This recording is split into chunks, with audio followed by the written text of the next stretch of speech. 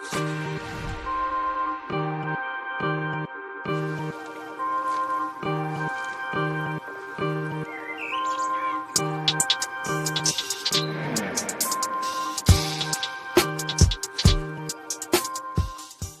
right, folks, welcome back to the Gingeball podcast. We have the NBA draft coming up tomorrow, and I guess it'll be today when you guys listen to this.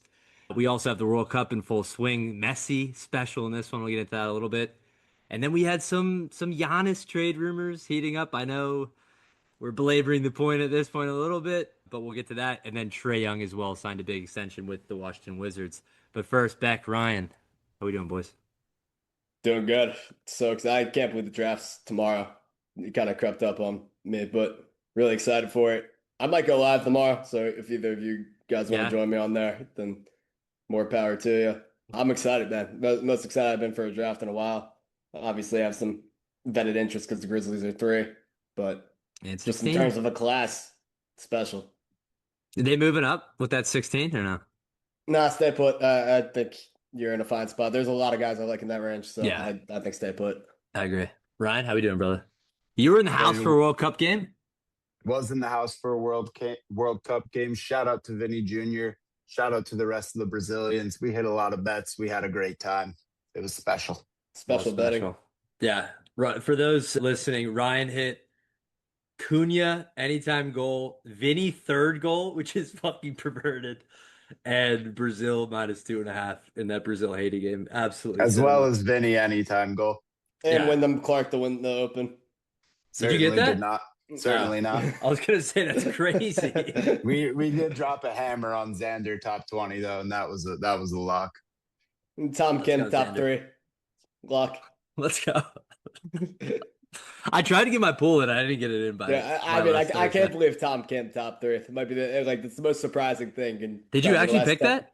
No, just Tom Kim being top 3 in the U.S. Open is the top 10, or the most surprising thing in the last 10 years of sports, bar none.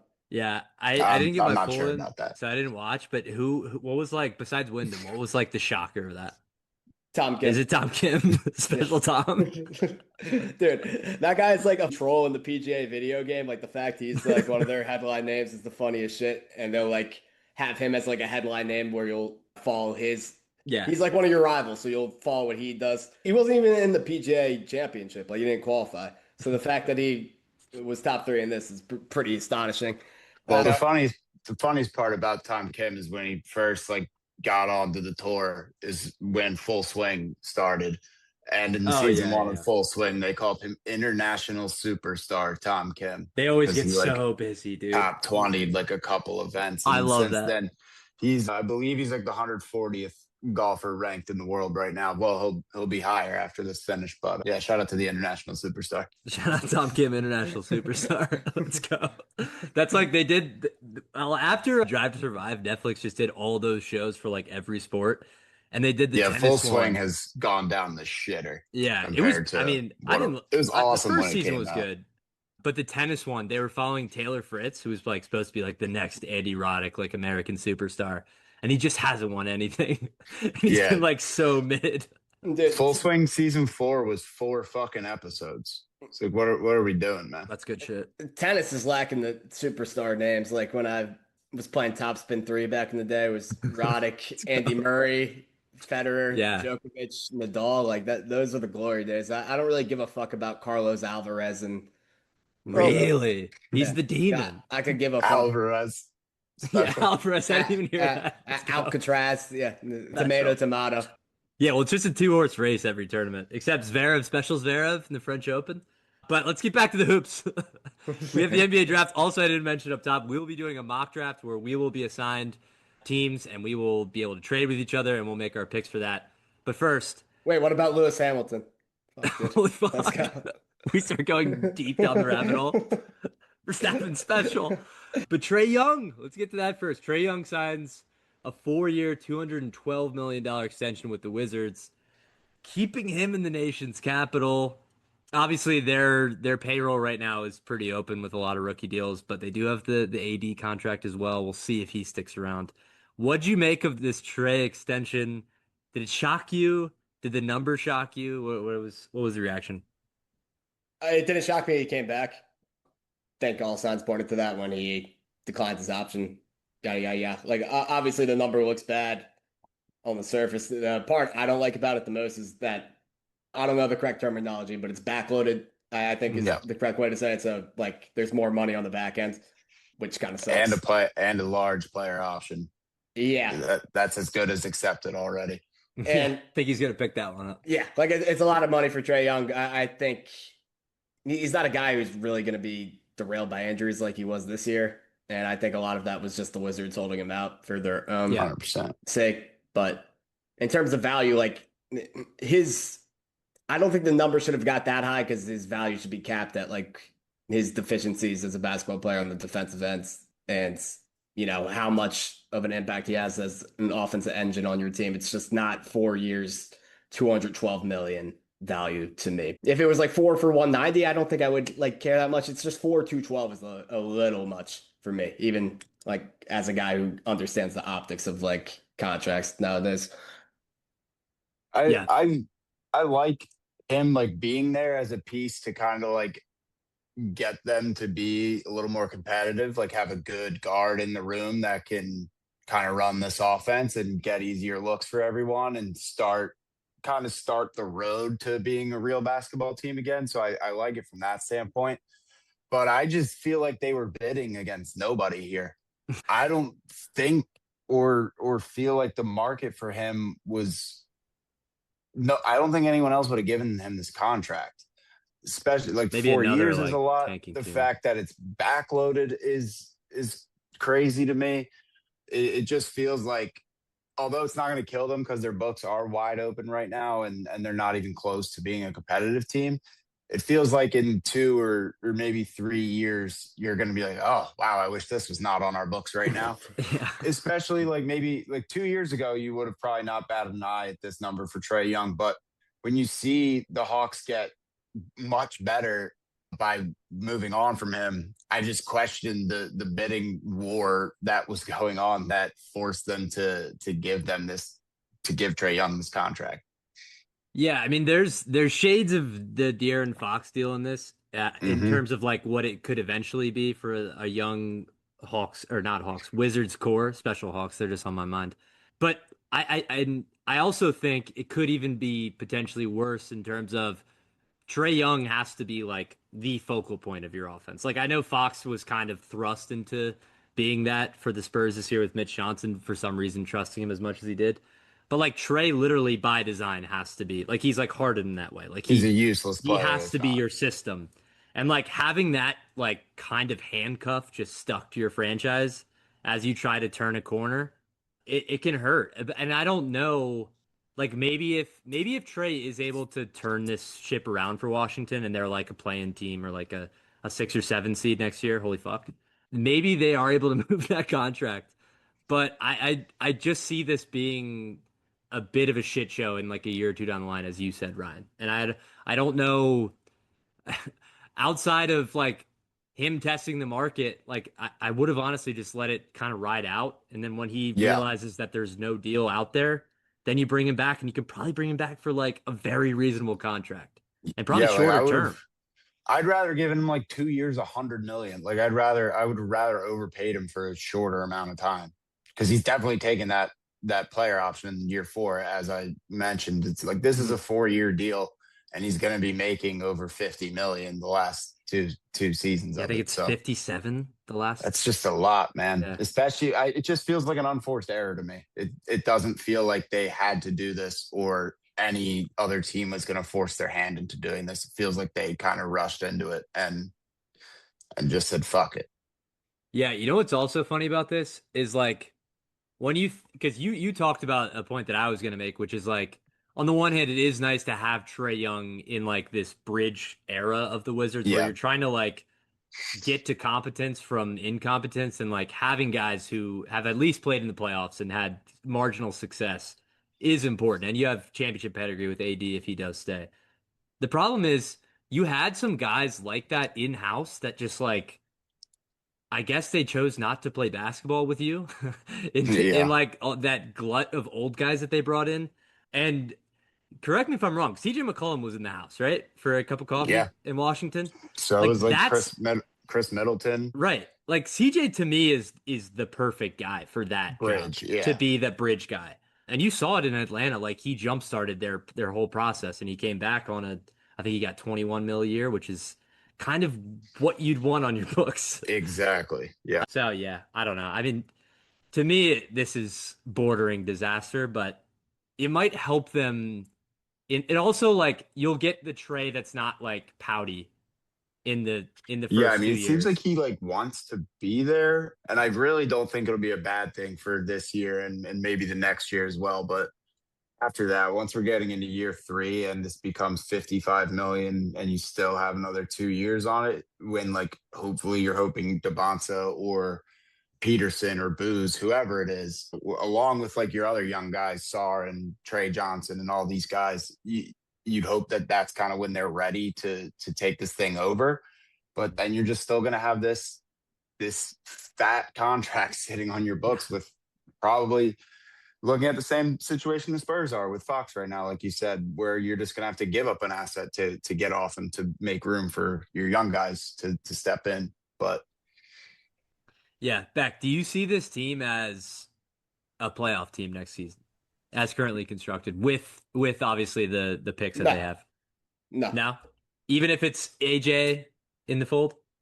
yeah, no. if I think if Davis is playing the full Special. season, yes, but I don't expect Davis to be on this team. No, I mean it's not even like I don't see him playing the whole season either. It's just the Yeah. Wizards have like a culture and like kind of just overall the way people in that building and also people around the league view them. That's a hill they have to get over. And I don't think you get over that next season. Yeah, there's a Uh, stink on them for sure. yeah, exactly what I'm looking for. Yeah, I just don't think that's solved next year with bringing AJ in the building. Yeah. Yeah, I mean, at worst, though, I will say this is a much more interesting crew. The one other issue with the trade deal, and also you have AD on like a borderline $60 million per year contract, is that like the opportunities for some of these younger guys that you probably want to have the ball in their hands is starting to dwindle a little bit. If you have Trey Young as like the guy who's going to consistently be running all of your sets and probably playing most of these games, is there any worry that like him being there could stunt the development of whoever it is that they bring in? I think Booze maybe could be a different conversation because Trey, obviously, with the big, might be a more seamless fit. But what do you It's think not about even that? Trey. It's just they have like it almost feels like they have like too many like guys right now, and they're not a good team at all. It's like a weird way to describe things, but like Trey Johnson, Bub Coulibaly, then go down the line, man. There's a bunch of guys who you're like not exactly sure of, and you don't have the enough opportunity to go around for everybody. So Yeah. you're not going to get like a fair assessment of everybody at this point. And maybe that's good, maybe that's bad. I don't really know, but it just feels like there's not enough opportunity to go around. Yeah. Does it feel a little bit like the Rockets, except like even to a shittier degree? The Rockets, at least, they showed signs of promise, but like they jump started everything with Fred and Brooks. And then as soon as Fred was out of the fold, you started to see that like all those young guys that we thought were really talented and like they had this amazing core of young talented players, like maybe it wasn't what we thought it was. And like I'm starting to wonder, like as you said, if you fill out this roster with now you have Trey Young and AD, I'm with you. I don't know how many games AD will play for this team, but you'll have the number one pick. And then like is Bub just gonna be like a 15, 20 minute off the bench guy? And like Keyshawn George, his minutes will go down. Trey Johnson, I'm sure he'll still play a lot given his draft capital. But like a lot of these guys, Will Riley had a kind of a breakout at the end of last year. Yep. All of their opportunities going to shrink, and like you might end next year and even the following year being like, we have six guys whose rookie deals are up, and we don't know what the fuck we have here. Like, It sets up another team around the league that's just gonna fucking steal. yeah, and that's a nightmare for the Wizards. Like them potentially losing like a Keyshawn George for nothing, and then he goes somewhere and becomes, a fourth best player on a contending team or something. Like that's a nightmare scenario. And yeah, I don't know. I don't know what the vision is. I understand it's to try to like jumpstart this and try to get to competence, but like it feels like putting all of your eggs in probably the wrong basket here. Yeah, it's just a lot for a coach to figure out too. Yeah. Like, Yeah, he's gonna have a fucking nightmare scenario. But also, we have updated Giannis news for the 300th time. We're down to 2 teams, so we think. Beck thinks there might be a sneaky third team that could sneak their head in there. But for now, it's Boston, it's Miami. We know that Miami, seemingly to the media, has leaked that they're pretty reluctant to part ways with. Obviously, they're not going to get rid of Bam, and even it's been reported that like some of their fringe guys, they might be reluctant to part ways with as well. When we think about like the Jovic's and the Jaquez's. Drew Smith, it's just the bridge too far. That's just one step too far to Pat Riley. And obviously the Celtics have Jaylen Brown, who they can move. So like, if those are the 2 suitors, it feels kind of obvious to me. What do you guys think here? Yeah, I don't even want to talk about Giannis, but I think he's heading to Boston, and it feels like it happens maybe as we're recording this or tomorrow before the draft. It just seems to me that it's pretty clear that Boston is putting Jaylen Brown on the table, and I've seen even stuff that says if they don't get him, they'd still want to move him. So, and to me, he's the most attractive piece still in either of these trades from the Heat or the Celtics. I'd rather have Brown than pretty much anything else. Whether that's you flip him if you're Milwaukee or you keep him, I still think he's pretty attractive as a piece to get back in a Giannis trade. And it seems like you said, the Heat are reluctant, and that's a pretty common theme with Pat Riley. So if I was a betting man, I'd bet it on Giannis being a Celtic, unfortunately for us. Yeah, probably me too, but don't count out the Clippers because guess what? They're a team that I'm hard pressed to believe that they're going to stick at 5 and pick. It's just like they're a team that's reluctant to rebuild. They just avoid rebuilding at all costs.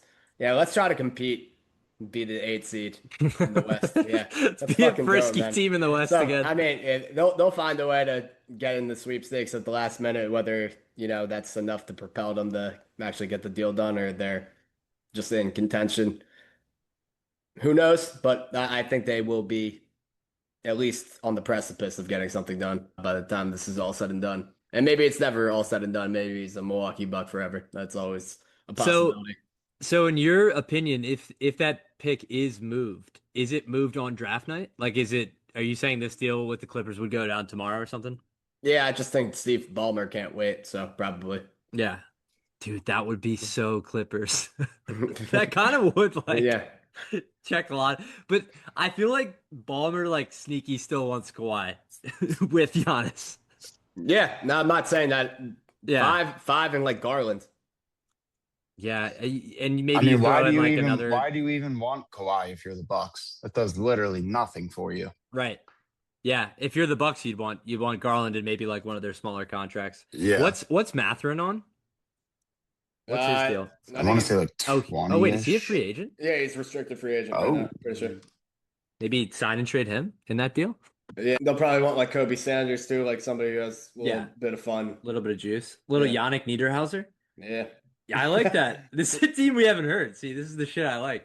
But yeah, I mean, for me, Miami has always seemed like an unserious suitor, except for the part that like Giannis seemingly would like to go there. Like that's the only thing that makes them relevant in this is that it's Miami is relevant in like any trade rumors at this point. Yes, and like so that to me was always just like, and the fact that no deal was done yet, when we know that he would like to go there means that the package is awful, and so like giving Boston all of this time to join the sweepstakes and get to think about the Jaylen Brown thing.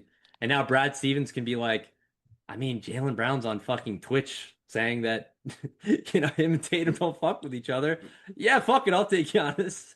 Yeah, and I can give them like something way better than Miami can. So, yeah, I mean, I think if Boston does get this done, I think this is just an atrocity on the behalf of Pat Riley, who had about a year head start on the rest of the NBA to get this deal done. What's he gonna do though? I mean, like it's really, not gonna do anything. No, like what can the Heat? The Bucks were smart to wait, and like the Heat can't really. I don't really blame this one on him. Like on Pat. Yeah, there's nothing. There's nothing they have. I would. This is on the NBA. The Heat should be moved to another city at this point because I'm tired of watching this same roster construction, never get a deal done, never have enough juice for anything. Like they're just an annoying team in the grand scheme of things in the NBA. And I if mean, who knows they if he exploded, I wouldn't be mad about it. That was your ECF champion last year, by the way. if he included Jaquez, if he was willing to include Jaquez earlier, maybe it was already done. Dude, that's so funny to say out loud. Funny. But it is true. Yeah, I cashed out the bet slip in December. I just thought they might have a little bit of funny jisk. Let's go. Yeah, I mean, but even if you go back to like when Dame was his sweepstakes and like he wanted to go to Miami, it's just like we feel like we just play the same fucking game. Yeah, it's the same music, the same jukebox, the same fucking people in the Heat. Yeah. Like, bro, these guys are gonna be here till 40 with the same fucking rumors. This shit sucks. And it's gonna be it's gonna be 2040. It's gonna be like AJ DeBanza really wants to go to Miami, but Jovic is 37 and he's still cooking a little bit. Yeah. And the Miami Heat are unwilling to give up Haywood Highsmith. Like, fuck out of here, dude. Highsmith's like 50 by then. Let's go. Phoenix Sun, by the way. Yeah, Phoenix Mercury.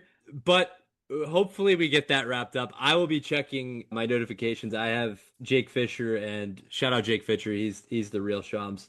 And Shams notifications on all night. So we'll see if that does come through. No Suns love, Hunter. I was just about to bring them up. They're in my brief. I mean, it's funny shit, man. Yo, you hear this? Cambodia? Well, Cambodia. Gambia. Gambia, my bad, people. You hear this, Gambapore? Yeah, so the Phoenix Suns, Beck's Phoenix Suns, make a couple of really smart off-season extensions.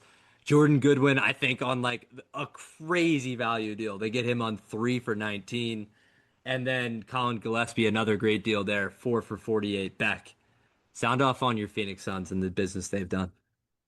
I mean, you get two guys who, when they're both on the court together, have an adjusted plus minus of plus 7.3 per 100 possessions. And you get that at 18 million per year for both of them. Like, that's a fucking steal. And they got their work done quick, so now they can, address the rest of their off season however they want to. But I mean, it's great value for both of those guys. Like, it's pretty fucking insane. You get two role players who fucking are able to coexist together and make every lineup around them better. I mean, that's the kind of the glue of your team around Booker, Brooks, and Jalen Green if he's still here next year. So, I mean, I love this for the Suns. They're on the rise, and I'm an honorary Suns fan, as the pod knows. Yeah. Ryan, what'd you make of those deals? I thought they were great. I don't have a ton to say about either of them, but I feel like it's just good moves around the margins. Contracts, I feel like something we always talk about, contracts that aren't going to kill you on the books. Literally one of the biggest assets in the NBA is just having non-killer contracts. And they're both useful players. I think it's great business by them. Shout out Matt. Yeah, shout out Ishbia. Turning a corner. So much so. Becoming the special one a little bit. He saw the light. Yeah, I think he did. I really think he did. But on the I have to bring everything back to the Sixers. Is a little depressing that Gillespie is no longer on the market. I thought for sure that was like a sneaky coup for us. Kenrich Williams though declines his option. I'll keep my eyes on that one. But yeah, that's great business for the Suns. I think they genuinely, like, I'm doing a little bit of a bit on Ishbia turning the corner, but like genuinely the business they've done over the past couple seasons has been just very competent and like smart. And I think they're headed in the right direction still. And Book, we talked about when he signed that extension, like it felt kind of sad. It was like, oh, he's just kind of like falling to the wayside in Phoenix and riding out his career and probably won't ever contend. But they're doing good business. And maybe they will put a contender around Book again before he does retire. Is he number 15? Like, is that confirmed? Yeah. Yeah, I changed the number. I like Special. it. It's going to be USA a new book. number, right? It's his dad's number. That's the reason that he did it. Oh, okay. Yeah, don't double to me in the open gym now. The Matre Booker. Fuck, dude. No, that's Let's go. But that's all we had in terms of off-season business for now. We will probably see more stuff coming in, especially as the draft finishes up over the next couple days. But folks, it's time for the Gingeball Mock Draft. This is the first annual Gingeball Mock Draft. Last year, we did our boards and we posted our top tens. We did pretty well, I think. We were pretty accurate. Beck and I were way too high on Common Malwatch last year, and that's fine. Too early to say. That's true. He could still be the special one. Shit, Another Phoenix Sun. Are we at the 1 year anniversary of the show? Probably close because we started right before the draft last year. Started right before Game 7. I think we're a little over the 1 year. Damn, we missed it. So yeah, shout out to a year of Gingeball. Yes. And the way we're going to do this is we're each going to take, I believe, roughly 10 teams. I think a couple will be mixed up because a couple of us have teams with multiple first-round picks. And we're just going to rotate. We'll be able to trade along the way. If anyone wants to make a trade, I will put it in manually here, and I will share my screen. Also, Beck has done a ton of work behind the scenes getting this site up and running that we'll be using for this mock. And it is a special site here, gingeball.com. If you guys want to try it out, you can do a solo draft or play with your friends. All right. So, I mean, Ryan's won. Ryan, if you want me to go to the player pool, whatever, let me know. Yeah, I already know what I'm doing here, but there's two options that I have. First, I'd like to place a call to the Utah Jazz and see how bad do you want your guy? I'm Demon Danny Ainge. Yeah, you sure are. And well, here's the thing, Ryan. And I'm trying to pull a Danny Ainge on Danny Ainge. Who's your guy, too? Well, it's clearly AJ DeBonsa. So your guy, too, is AJ? And you want me to go up and get Demon DP, who until today didn't want to be in Utah? No, I was lying. My guy's DP. Your guy's DP. But I think your guy's AJ. Wow, reverse psychology. Yeah, and I think I'm gonna have to hold AJ DeBonsa hostage. Yeah, we do have what's the Utah donor guy? Ryan Smith or whatever? Yeah, Ryan Smith. Special. Yeah, he does want AJ bad. He's been grooming him since he was 15. Yeah, but AJ said he loves BYU, and then he refused to say if he loved Utah as a state, which I don't really understand at all. But I heard him say that on Stephen A. Smith's show. It would be funny for him now to be like, fuck Utah. Basically what he said. It was like the weirdest shit ever. His answer like freaked me out. So what would it take to move up to 1?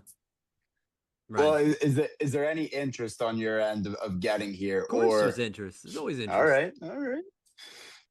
So realistically, you're moving up 1 spot, but what about Ace Bailey? Ace could be moved. Wow. Ace could be moved. Ryan's been studying. Ace Bailey's a good player. Ace is a good player. Had a much better rookie year than I thought he was. And he denounced who was his agent last year? He reposted that TikTok. You guys see that? Yeah. Which is special. Which is special from him. Admittedly, I'm not the biggest Ace guy, but if I can get him here, move down 1 spot, I kind of like it. Ryan so clearly wants the Demon DP. I'll put that trade on the table. 1 or 2 and Ace Bailey for 1. So you want DP and Trey together? I do. That's special. I'm not concerned. So here's the thing.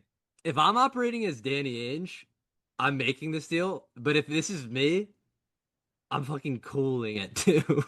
Okay, that's totally fine. So I'm gonna cool it too. Yeah, I'm gonna for draft the remainder of this board. draft. Operate as yourself. We are. Yeah. That's what I figured. So I'm gonna go ahead and I'm going to stake my claim on Mr. Darren Peterson at 1. DP. All right, let's do it. Let's go, Ryan. And what made you go DP 1 overall? Because I know you were AJ for a bit. Yeah, I was always DP, and then the tournament swayed me a bit to DeBonsa. But ultimately, I just feel like this guy's too special to pass on, man. I know he's got the concerns with the way the year went, with him missing time, and like, was it this injury thing? Is it an attitude thing? Ultimately, I don't really care. This guy reminds me of fucking Kobe Bryant. I'm dead serious, and I think it's just you're gonna regret it a lot if you pass on him.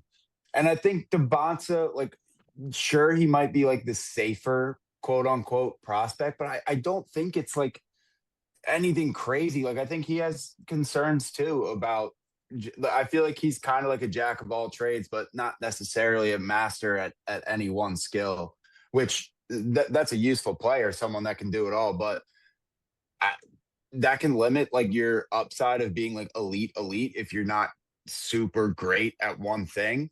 So ultimately, I just feel like this is a guy built for the NBA, combo guard, 6'6".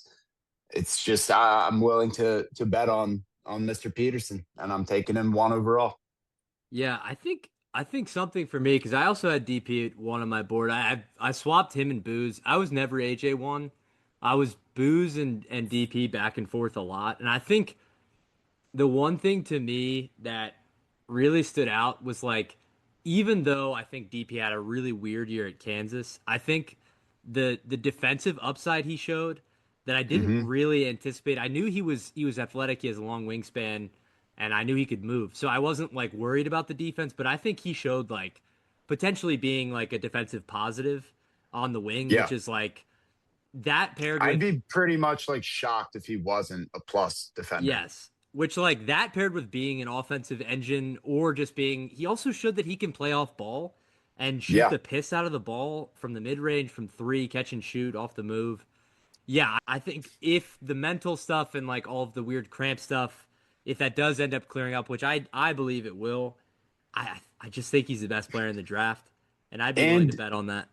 And the other thing, like we kind of touched on it, Devonta's is probably like the better fit here, just in terms of like a roster construction Yeah, as a basketball wing. sense.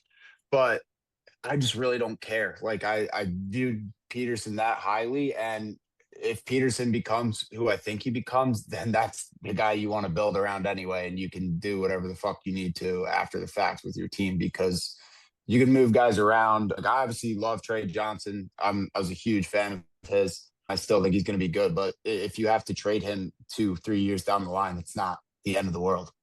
Yeah. I also like I think DeBonta has been marketed as more versatile than Peterson, and I don't know if I really understand that.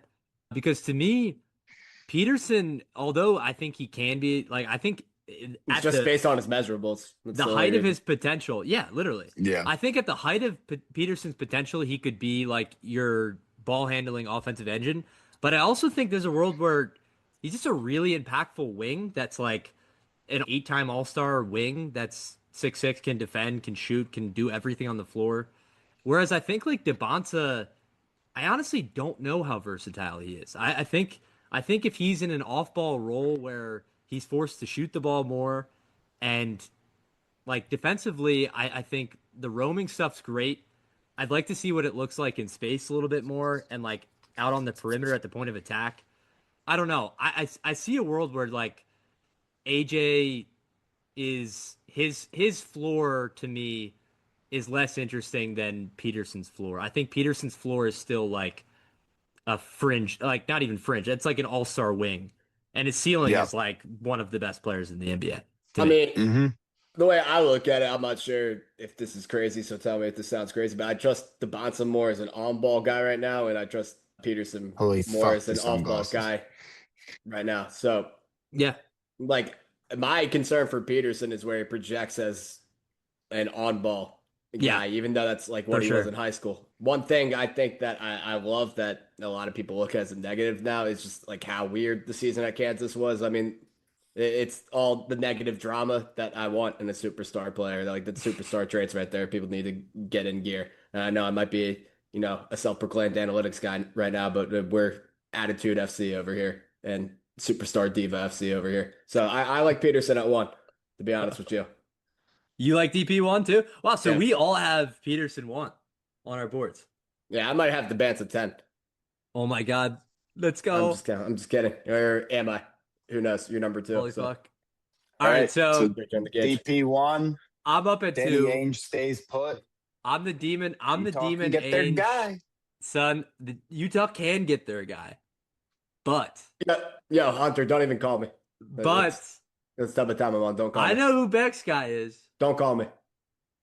Well, then you might not get your guy here. Well, whoever we get at three is our guy. Don't call me. Oh my God. Wait, I'm Beck so won't be interested to see who answering phone Beck. calls. I'm so interested to see who Beck has at 3 if I Yeah, my make phone's my on pick. DND. So here's my thing with the Jazz pick.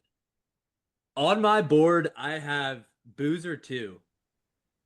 But obviously in Utah, it's Triple J Marketing.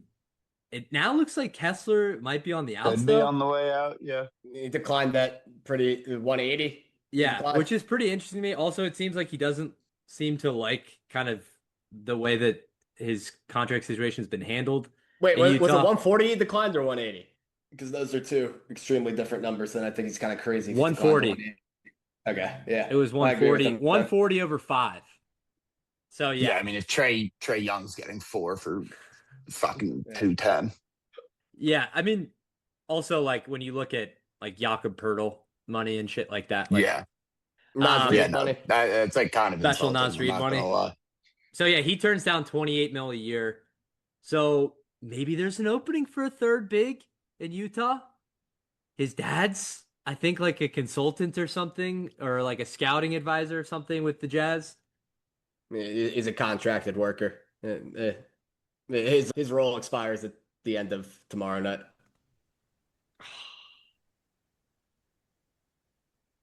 So I personally, in a perfect world, you do what you want to do. This is your decision, but just don't call me. Just don't call me. No, nothing would move the needle here. Absolutely Ace nothing. Bailey doesn't move the needle here. We're cool. You don't want Ace in the house? Wait, why would I be getting Ace? You don't want Jaren Jackson back? Ew. I would have to give something up. Yeah. I'm just trying to get off Ace. Let's go. Fuck it. I'm taking Cam Boozer. Cam Boozer is a Utah Jazz. I think the Jazz, and this is something that Bill and Zach Lowe talked about a little bit, but like I think the Jazz having like a demonic front court is actually really interesting. And I think Ace showed you a little something in his rookie year. I think that's something, all bits aside, I was trying to move him there. But I think he's shown a little something. He's shown that he can play sort of off ball in a little bit of a tertiary role for them. I think they could build something really interesting with Booz here. I don't think this is the pick they're going to make. I do think, well, first of all, I think AJ is going to be a Wizard. And then I think Danny Ainge kind of sneaky loves Darren Peterson. So I think Peterson's going to end up going too, but I think Booz would be a really, really interesting pick for them. Good as you, man. You got your guy. Guess what? We got a guy who's motivated now. And I mean, this is exactly, the Grizzlies really need anything that's just superstar, pedigree. And I think AJ's the perfect guy to go and get here. I'm not going down the Caleb Wilson route because guess what? We went down that with Jaren Jackson.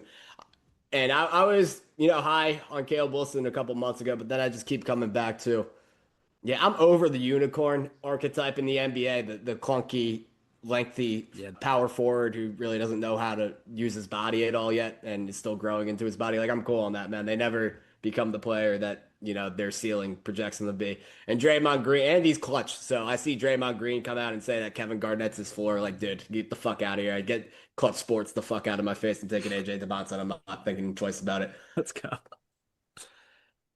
So AJ falls to 3. Just out of interest, what was your guys' big board for the top 3? Peterson, DeBonta, Boozer. Beck? The way it went. So you were Peterson, Boozer, DeBonta. Yeah. Yeah, so am I. Was there any thought of Caleb 3? No. For either of you guys, just in terms of like your assessment? There wouldn't be for me if I was in the Grizzlies' shoes. Even if it fell any of the 3, whoever of the 3 gets to me, I'd take them without thinking over Caleb Wilson. I just can't take it seriously when I hear Kevin Garnett floor. I think that's his floor. No disrespect to KG. Floor. The fuck are you talking about, brother? The Clutch Sports is ruining our league. That's so awesome. Yeah, I do think like the theoretical power forward that can do it all is like, and we'll get into Kristen Ack later. I think he's a major culprit of that archetype, and I think we'll have very different opinions on him. But Ryan, you're back on the clock at 4 with the Chicago Bulls. They finally get a little draft luck. They finally lean into the rebuild post Karnisovas. Who's your guy here? My guy here, pretty simple. Not thinking too much on it. And I know we just kind of dogged on him a little bit, but it's going to be Caleb Wilson here. Dead on him. I'm a fan of him. I have him 4th. Like, kind of sort of in a tier by himself, because I agree. I think he's a tier below the three, but the next guys are just all like guards that could go in any order. Like you could run the draft 3 times and they're going to go in a different order all 3 times, I think. Got Nate on that sitting there. So I go Caleb here. I believe that he can find some sort of a jump shot. I'm not saying that he's gonna ever become like a knockdown 3-point shooter, but I think he can find one enough that it opens up the rest of his athleticism. And I just kind of like him in Chicago. Feels like they need I feel like there's less bust potential here than with the guards that are kind of in this range. It seems like it's the guards are a crapshoot to me. Tough to project those guys, and there's no one that's clearly above the others to me. So that's kind of why I value the safety here. And I think they have some ball handlers, like they have Giddey, they have Sexton, they have other and Simons as well. And I think he slots in nicely at a 4 role here, where he can kind of play with Buzelis and whatever fucking centers they have. But it just feels like the right spot to me. It feels like a decent fit, and he's my 4th favorite player, so that's where I go. It's a backlash free pick. Like everybody agrees with it. Yeah. Like if it doesn't work out, then you have to fall back on everybody. This is consensus. And what is not working out for Caleb Wilson to you guys? Because like to me, I don't know. I feel like there's a more realistic expectation with him versus like the same way that you said he's in like a tier by himself. I feel like for the top 3 guys, if they're not a star, it's a failure. I feel like for Caleb, it's much more like if he's like if he goes to like 3 all-time all-star games. Yeah, exactly. I think you're very okay with that. And I do believe in his upside like a little bit more. I don't think he'll ever be like a 10-time all-star, like best player on a championship team level player, but I think he could get to like being like a 2 or a 3 on a really good team and being like a defensive difference maker, anchor type player that can give Jaren Jackson is working out to you guys? I mean, yes, 100% yes. As like, if you're like looking at an overview of Jaren Jackson, then I would say yes. In terms of the NBA draft, absolutely, Jaren Jackson is a hit. Yeah. What was he picked at? I was just wondering. 4? Yeah, perfect. That was just wondering. That's like another like Jaren is also sneaky. Would you say his career turned out the way Jaren's has? And obviously there's a lot of like accolades like you're happy about it. I just think Jaren's like deficiencies as like court vision as a passer is just not a lot of people put that into perspective enough. Like it's so bad.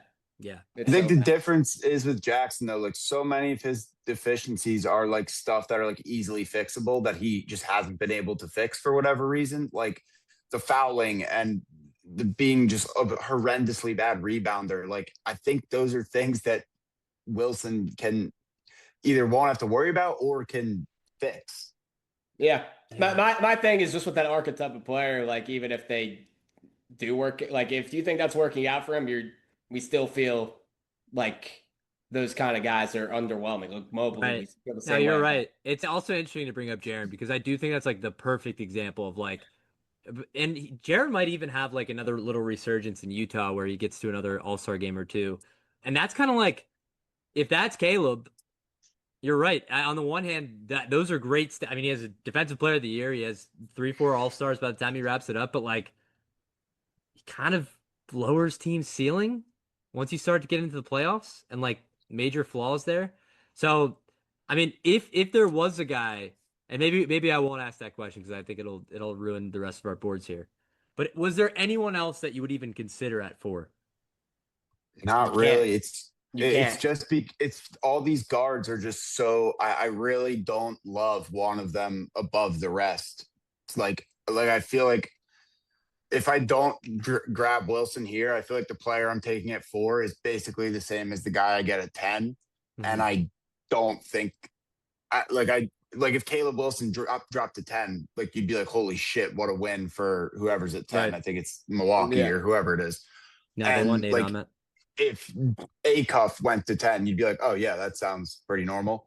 But like if I take him at 4 over a Caleb Wilson, it just doesn't. Yeah. The math doesn't add up. You're to also me. just asking for your fucking job at that point. Yeah. Exactly. Yeah, and especially with the at 4 Bulls, is 100% asking for your job. The Bulls need a guy like so bad, and I like his odds to end up being a solid basketball player more than these other guys.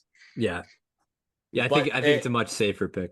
Hunter, before we move on, you were asking what does disappointment or not working out look like for Caleb Wilson to look like? To put it in Bulls terms, Patrick Williams for sure. Holy shit. Yeah. Yeah, I mean that's a disaster.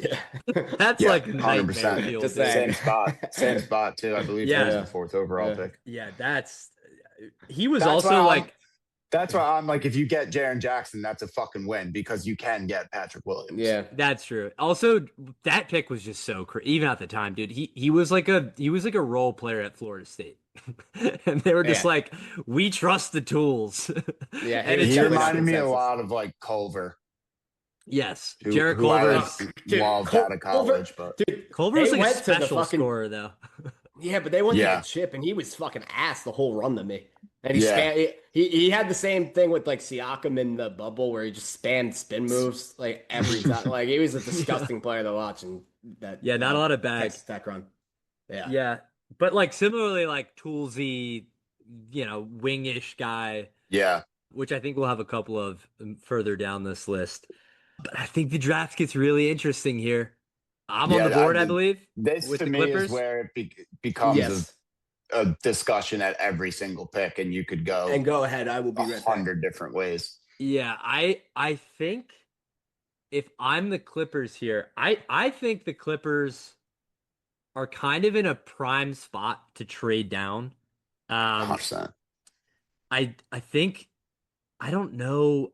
I've seen so many different reports about like who they'd actually want to go with here. Like I've seen Michael Brown, I've seen Wagler. I read, did you guys see that there was like the son of like a Clipper scout said that Acuff was their guy at 5? I did not see that. Any like start pedigree guy, like an Acuff, like that makes sense to me. It's just Clippers. I think about that with the Clippers, even though we're acting as if we're making the pick. Yeah. It makes sense to me that the Clippers would take a guy like Acuff. I also I know it's especially for the Clippers here. I think they would trade down just because of what they have and like who they've been. But also to me, because of what you said, Ryan, where I think this 5 to 10 range is a kind of a fucking crapshoot. I also would trade down, and I kind of think I would do it regardless of the team. I think this is a great spot to trade down. I don't know like how many. I think so. Every team's kind of thinking in that same line where it's like 5 to 10, they're pretty much all the same. So like, how many teams are gonna want to pay up to get up to this spot? Right, and also a team. Yeah, exactly. A team at like 8 is gonna be like, I mean, we can get Kingston Flemings at 8, and like it's kind of about the same as what we probably thought we were gonna get at 5. One I've seen thrown around is OKC to 9 to get Yaxel for Mavs 12 and 17, and it's like Dusty May trying to get 2 Michigan guys at that point because that's right in range. You think Yaxel would get to 12? I think Mara. I think that's right. I think Mara will. Yeah. I kind of feel like Yaxel's gonna jump up the board a little bit. Honestly, like, dude, I think Yaxel could fall too. Mara, I think, has one obvious landing spot that we'll get to in a little bit. And I think he might go there just because it makes too much sense. But Yaxel's like kind of all over the board. I feel like if Golden State passes on him, I feel like he could definitely get the 12. Yeah. Also, like, is there any part of this for the Clippers where you think about where this pick has been in terms of like the Zubac trade and like how fortunate you were to retain this pick and be here? Like, is there any calculus there where they're like, you know what? Let's just fucking take this luxury we have, stand pat, and take a guy. Yeah, I think the only way it gets moved is again, but that's what Giannis do. I think they stay pat. I think it would have to be a team like going well up the board from like the teens. Like I don't think any of team from like 5 to 10 is gonna move. Yeah, I agree. I tend to agree there. My 5th guy on my board. Dude, I'm so all over the place because especially for the Clippers here, I would not take. Oh, dude, you guys know I'm so fucking Phylon pilled. But I would just. This is like the one team I would not take him to because Garland's there, and like they're so redundant that it's not even funny. You're way more Phylon build than like anybody I've watched.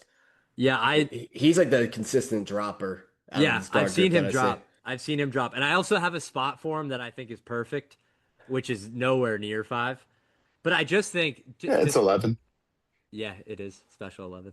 But I just think, and I've said that on the pod before, but I just think that Phylon to me, if you go deep dive into his stats, and especially his creation and his ability to get to the rim and draw fouls, and also his 3-point rate and his percentages, I just think that like him as an offensive engine to me is like a Halliburton light, and I just trust him a bit more than I trust Wagler, who I think is also an offensive engine. Who I'm just a little bit more spooked by Wagler, which maybe I shouldn't be because he led the number one offense in the country last year at Illinois.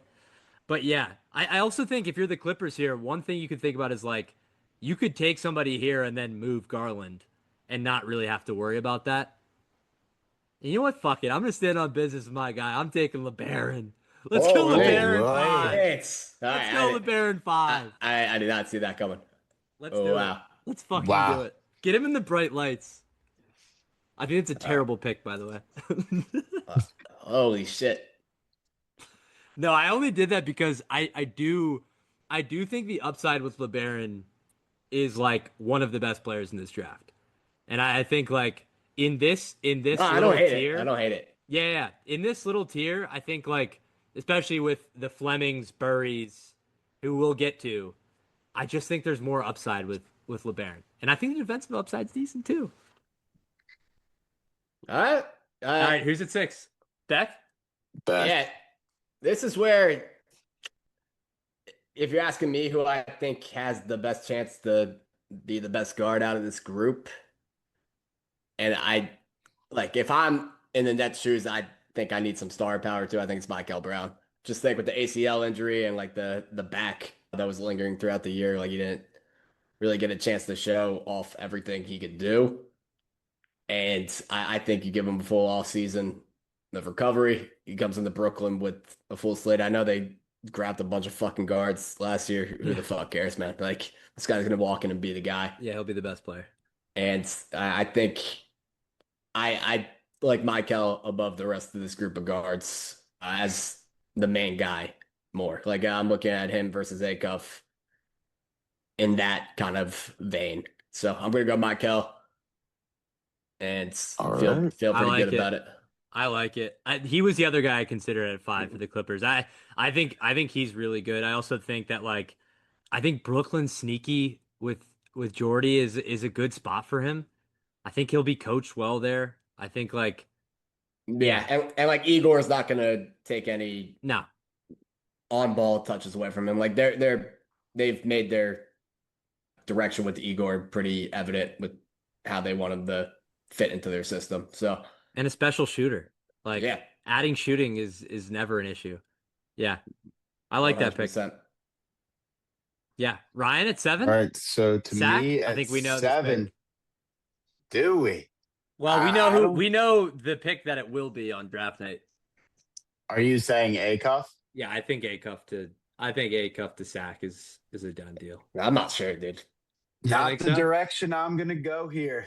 I feel like if this happens, they are that this is a win for Sacramento at 7, and I think he's my favorite it. guard of this crop. I'm taking Do it. Keaton Wagler.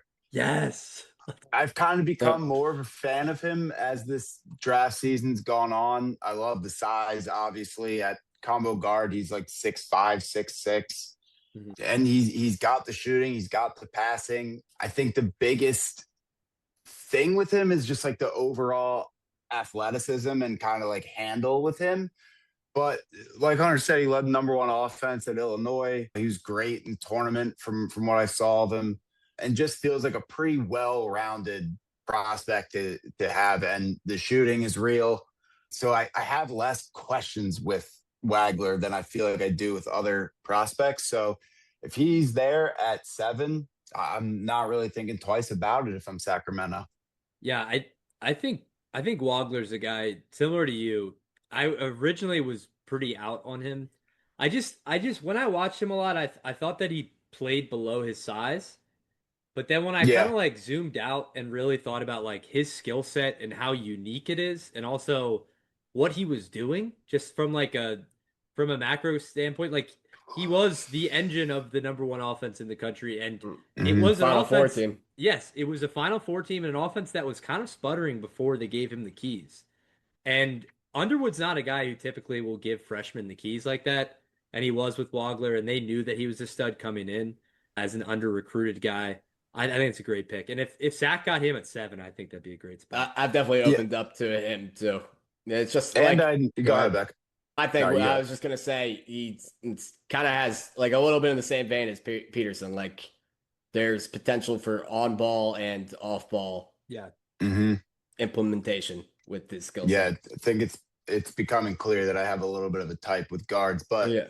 obviously the Kings are a fucking just a disaster right now with their team, Levine, Westbrook, DeRozan. Like it's just a smorgasbord of guys and old guys. But I don't think it's the worst thing to have like Levine and DeRozan there when you have Wagler. Like I feel like I don't hate that offense, honestly. I hate Levine with like. No, I strongly dislike Levine as a player, but having another guard that can score, I think like especially with Wagner's skill set and how good of a passer he is, I think he can play off him pretty well. I see what you're saying. If you're talking mentorship, I think it's for both of those guys. No, not at all. I just think on the court, like in year 1, year 2, having him there is going to be helpful because a lot of these times when these young guards go to bad teams, they struggle with the like attention they get from defenses when they are on really bad teams. And I think with Levine there, with even DeMar DeRozan there, not a lot of attention will be on him, and he'll be able to run the offense and be able to pass to guys that can score well. Yeah, hopefully, I hope the ball's not in Sabonis' hands. Like Special Maxine. Yeah, that too. Special right now. And I didn't watch much of them last year, so I don't know how much they're still pulling that shit. But like, Russell Westbrook was running the show for quite a long time. But is Sabonis getting the ball like the high elbow, like making reads for half the possession still? Like, I think they've been talking about dealing him. I can't say. To who? China? I've heard like rumblings. Who the fuck wants him, dude? A slow foot big who like Sixers. needs and can't shoot. His game's fucking terrible in this modern day game. People were like trying to put him in Embiid trades at the beginning of the offseason. Oh yeah, that was pissed off. We're calling that. But yeah, I think Wagler is safer. Is probably the safer offensive engine of those guys because I think Brown, the upside with him is that he could also be an on-ball guy, and I think Wagler has just kind of proven it that he can do it more so than the other two guys. But I'm just willing to bet on the upside and I think Wagler's upside is also really fun. The Hawks at 8. That's me, right? Yeah, and I have 2 picks here. I kind of wish I had the Hawks because I have 23 as well with the Hawks. Yeah, and the special Hawks are looking good. Their build looks good. They bring back CJ. They also could trade it for Aaron Wiggins.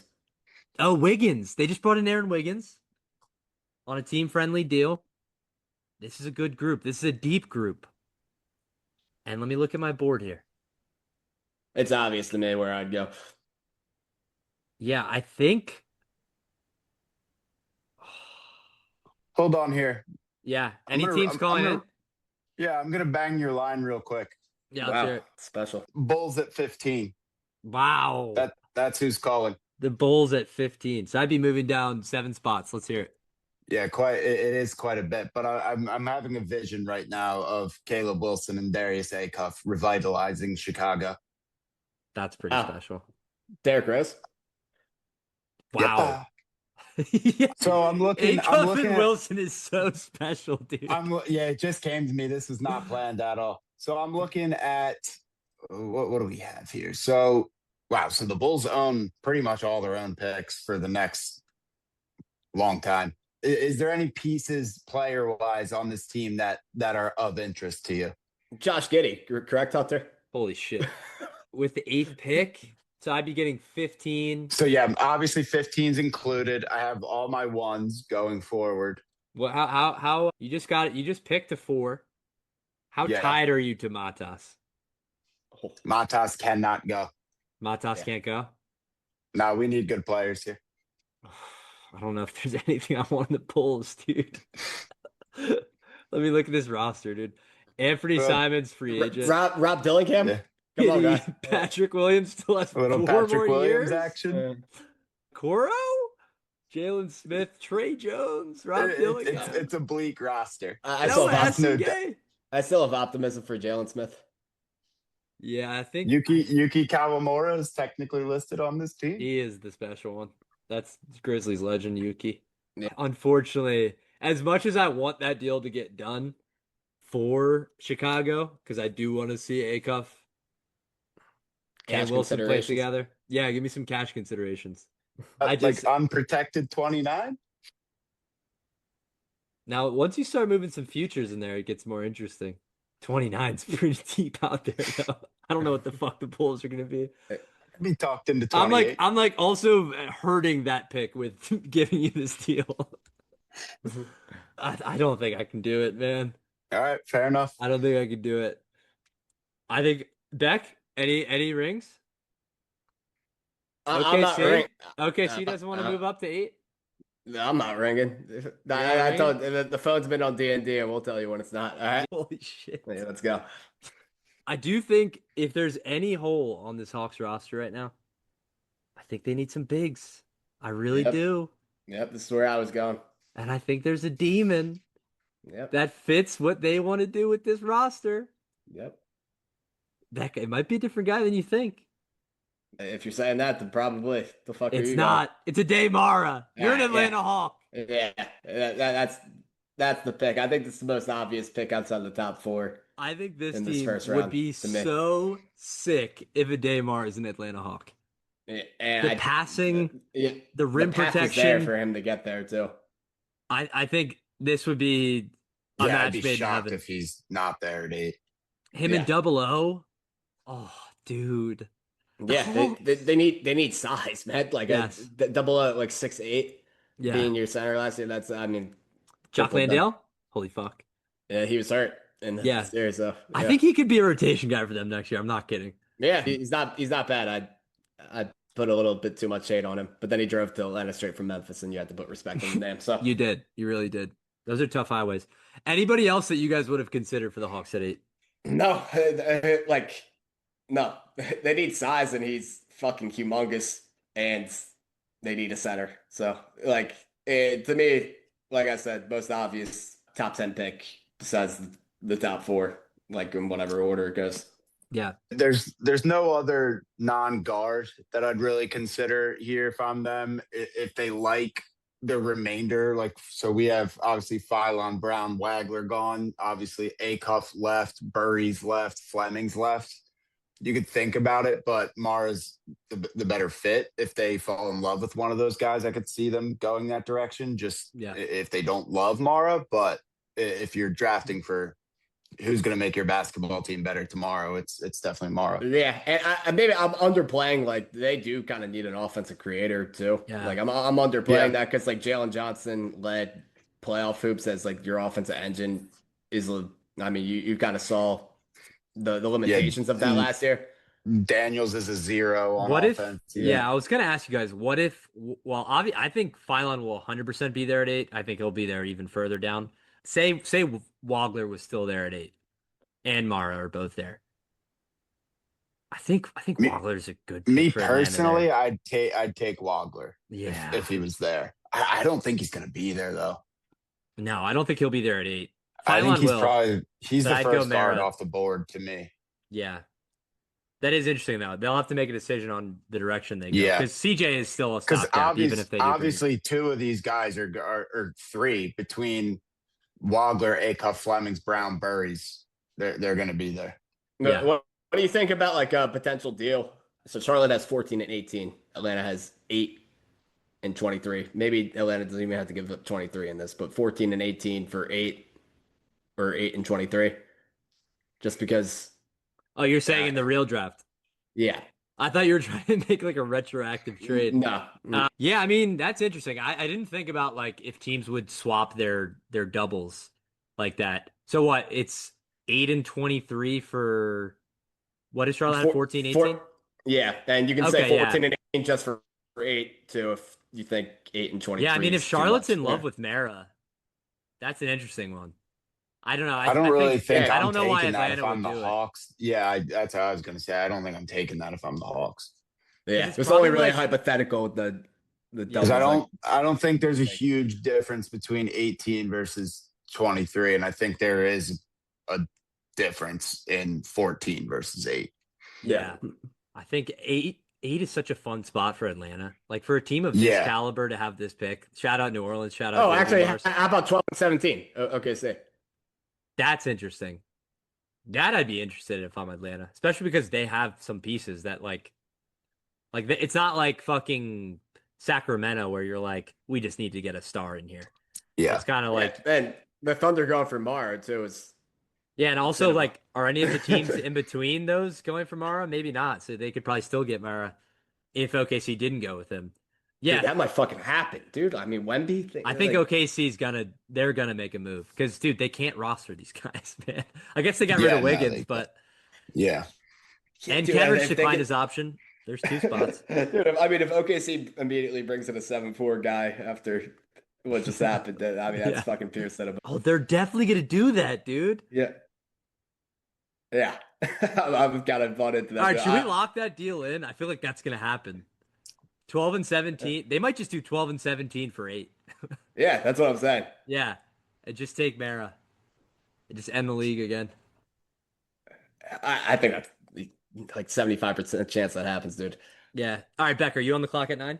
Yeah, we didn't even bring this up. Dusty Dallas. May, the new Dusty Dusty Oh May. yeah. Mays, Dallas Mavericks. Yeah, we should have talked about that in the open. What did you guys think Yeah, about that, by the way, before we get into the Mavs picture? Shocked. Just yeah. I was just shocked Dusty left, extremely surprised. Hmm. and Cooper But I Flag's like obviously it the attraction for there. Dallas. Yeah. I like it for Dallas. I like it for Dusty, even though like I liked him staying at Michigan too. I like him taking a swing to make himself a staple as one of the greatest basketball coaches of all time. I mean, Let's that's fucking go, Beck. if he comes in and has pretty immediate success here, like he's in that realm. Yeah, I mean, FAU to the Mavericks in what? 27 2 years. months. Yeah, 30 months. And you know what's Yeah. funny, dude? I saw a tweet today that was like, if that Nick Boyd layup doesn't go in against Memphis, Yeah. like Yeah. how different all of this shit could have been. Like, I can mean, you Memphis turned imagine? it over. Like Memphis turned it over before that too. It was a jump ball. I remember Yeah, because I was like, I have FAU in the Final Four. I'm fucked. And then they ended up winning that game. that was the real penny downfall, dude. That was some sad shit for Memphis. But yeah, like There's been how like 20 penny downfalls. the butterfly effect on that moment is insane.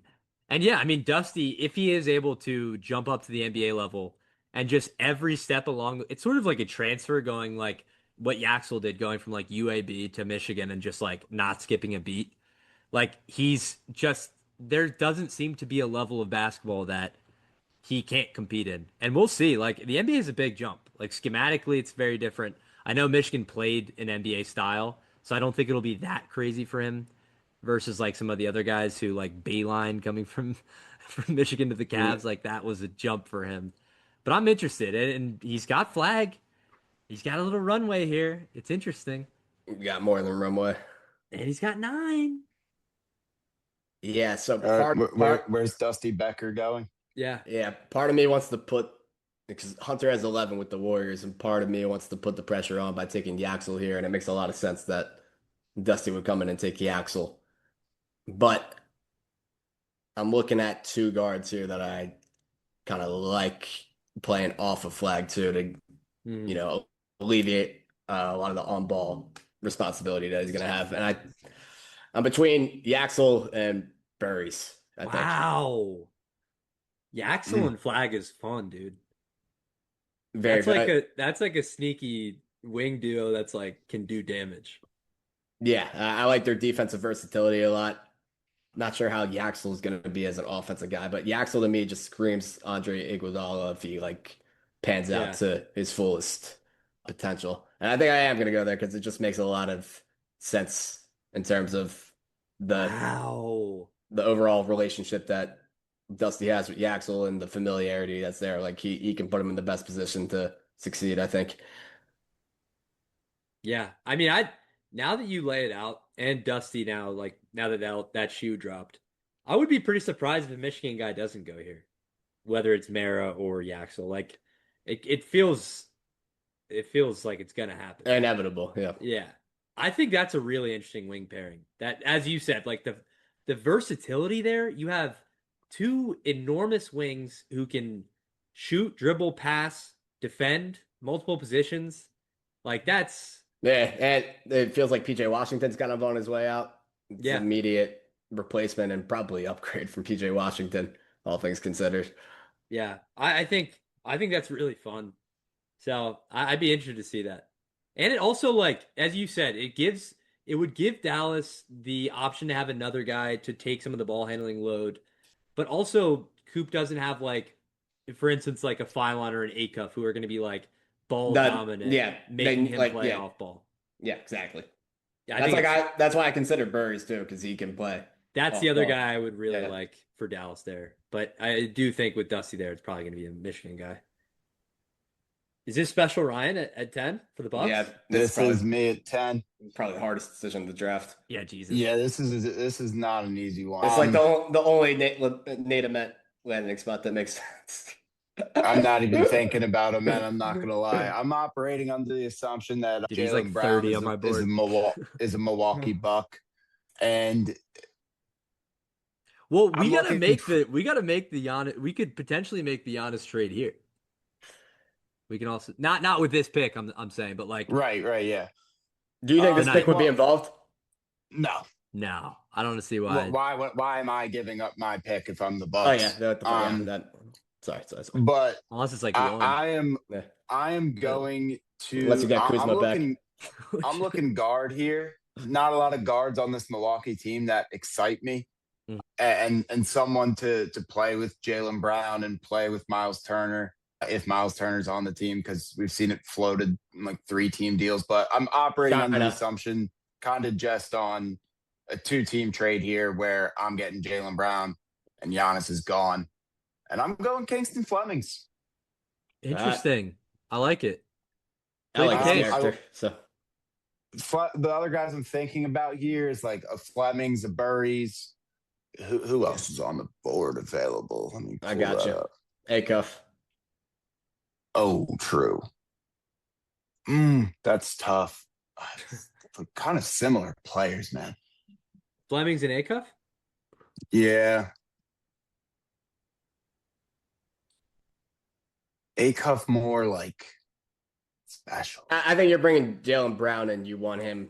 You're operating under the assumption that he's going to have the ball in his hands. So like bringing Acuff in, it just like kind of. I think Flemings can play off the ball and like I agree. And I thought about switching, but I'm same with your thinking. I'm sticking with Flemings here, and I honestly kind of like it for them if he ends up in this spot. So he's also not an ego maniac, which he's like a film demon. Yeah, if you bring Jaylen Brown in, like you can't have an ego maniac, which I think Acuff may be. Just feels like a kind of a breath of fresh air too, just like a guy that's going to come to work and do his shit, especially on the heels of like the Giannis trade, a lot of drama involving the team. So I like it in that sense as well. So I'm sticking with Flemings here at 10. Yeah, I like that pick. I think this is like a very realistic landing spot too, because I think he could slide a little bit, but I think a team would love to get him at 10, man. 100%. His defense is great. I think the shooting's good. He had some on-ball stuff. The Houston offense was egregiously bad, so it's tough to gauge to what extent his offense, what level it could get to. But their offense with him off the floor was horrendous. So I'd like to think that in a better system with better spacing, he'll look better offensively too. I like him in transition a lot. I think if he can get on a team that runs, and theoretically like him and Brown could be pretty nice in that sense. That point about Brown having the ball in his hands versus like taking a Flemings or an Acuff is definitely kind of what swayed me to Flemings. The shooting's solid, and I think can get better. And just I love him in transition, and the defense doesn't hurt too. So if you run out a lineup of Flemings and Brown kind of as your two guards, that's pretty fucking good defensively. And it's not half bad on offense either. So I think that's a nice little future duo, hopefully, that Milwaukee can at least be excited about in the wake of losing a Giannis. Yeah. All right, Hunter, I turned notifications on my phone on. We'll give you 12 and 17 for 11, because we're not keeping both of these picks. So yeah, you can take 12 and 17, buddy. I'm gonna move up one spot. You're okay, see? Yeah. You're okay. Oh yeah, let's do that. Let's do that now. Yeah, and you're gonna give me a little bit of cash on the back end too. And, sure. Yeah. I'll throw you some cash. And give me D'Anthony Melton too. We'll plant some trees for you. Give me D'Anthony Melton too in that deal. Give you Melton? Yeah. You just said Oh shit! Wait. Yeah. Shit. Yeah, never mind. 12 and 17, and then give us like a 20-30. Second. First? Yeah, second. 20, yeah, sure. 20-29 second and 20-30 second. Yeah, fuck it. You can have two far seconds. Coax more seconds. Yeah, you can have it. All right, fuck yeah. All right, so we're operating under the belief that this is OKC here at 11, and then you got 12 and 17. Word. And we'll... Dude, that, by the way, that would be crazy if they did that. Yeah, they couldn't get a deal done because the rest of the league was holding them hostage. That's what happened. You didn't. Oh no, you did kind of call. No, our phone was on DND by accident. No. Oh, I thought you were gonna click Cake Up, dude. No, fuck no. Yeah, we're just gonna get like a guy who's gonna fit in here and do the OKC shit, dude. I hate to tell you. And I think it's a home run, Beck. It's either Moret. Nah. Yeah, it is Moret. Making the trade and having no idea who you're picking. To move up one spot. The phone was on D&D. Yeah, we're going Moret. Who are you between? I was thinking Haynes for a little bit. Steinbach? Yeah. What do you like about him? I'm interested because like I go so back and forth. I mean, I hate his offensive game in terms of like how it fits in with OKC. I like the rebounding. But okay. I think Perez's rebounding sneaky spacer though, maybe. Yeah, but that's like a 2-year fucking path. I think they want somebody right now. Yeah, helps. And I think Perez is a guy you can put in for rebounding. You lose Kenrich, like that's a guy who fills that void for them. Special three Michigan guys, the last 4 picks. I was gonna say that's 3 in the top 11. I think it's kind of how it plays out though. I think it'll go. I think it'll be around this. I think OKC is going to trade. Well, we already said. I think they're going to trade up and get Mara, or I could even see them trading up and trying to get Yaxel. I think he's a fun guy. One of these three makes sense. Because Yaxel's going to come in his prime. Yeah. I'm going to type in the chat, the trade, and any other trades that come down the line, I'll just note them. So like if we make a graphic, so it's me on the board at 12. Yeah, with Golden State. Merez off the board, which sucks because I have Merez pretty high up my board. Chicago might be ringing that phone again. We're getting real close. Could Golden State pick up another pick here? All right, so I have what, 12 and 17 now? What is Chicago? What's the deal? So I have 15. Mm-hmm. And we're willing to throw a future first to move up 3 spots. We really are. Wow. That's special. Fuck the future. What's the future first? That same 29? Yeah, we'll do 29. Yeah. 2030, unprotected. He's going to get his demon. Unprotected. So yes. 15 for 12 and 29 unprotected first. And who knows how the lottery rules change by that point. They're probably yeah, holy shit, that could be the first overall pick. This trade might actually just retroactively come back. I'll take it. I wasn't allowed to trade it. I'll take it. The Warriors are doing special business right now, by the way. So yeah, it's not the Thunder, it's not the Warriors on the board, it's the Chicago Bulls at 12. Warriors fans would be so mad though, even how like good this would be for them asset wise. They would be so the Steph stands are basically fucking 75% of their fan base. So yes. Of course. So what's the trade? Bulls 15. Yeah, Bulls trade 12. 15 and 29 unprotected first for 12. Yeah. And folks, we get our guy in Chicago. Bulls fans rejoice. We're leaving this draft with Caleb Wilson and Darius Acuff at 12. Special. Acuff at 12 is fun too. Darius Acuff at 12. Yeah, he probably doesn't. I don't think he falls that far in real life. Yeah, probably not, but it's certainly possible. Like, where do you think he goes? It is possible, but we still have Burries on the board. Like, it's possible that like Fleming slides or Phylon slides or Brown slides. I think just the 6 and 7 I don't think. You think, I don't think he gets fucking past. One of these guys is probably gonna be here though. One of the guards. I don't know how he gets past Sacramento. Yeah, two dumpster fire organizations in a row. Yeah. I just think one of them took the flyer. Probably. By the way, in the chat, I'm writing what each team gets. All right. That's what it's. So 12 is actually the Bulls, and we are taking Acuff. Darius Acuff is a Chicago Bull.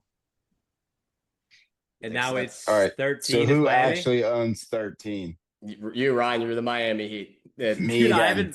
I'm gonna go for piss real quick. This is the only other native Met landing spot that makes sense in the whole draft.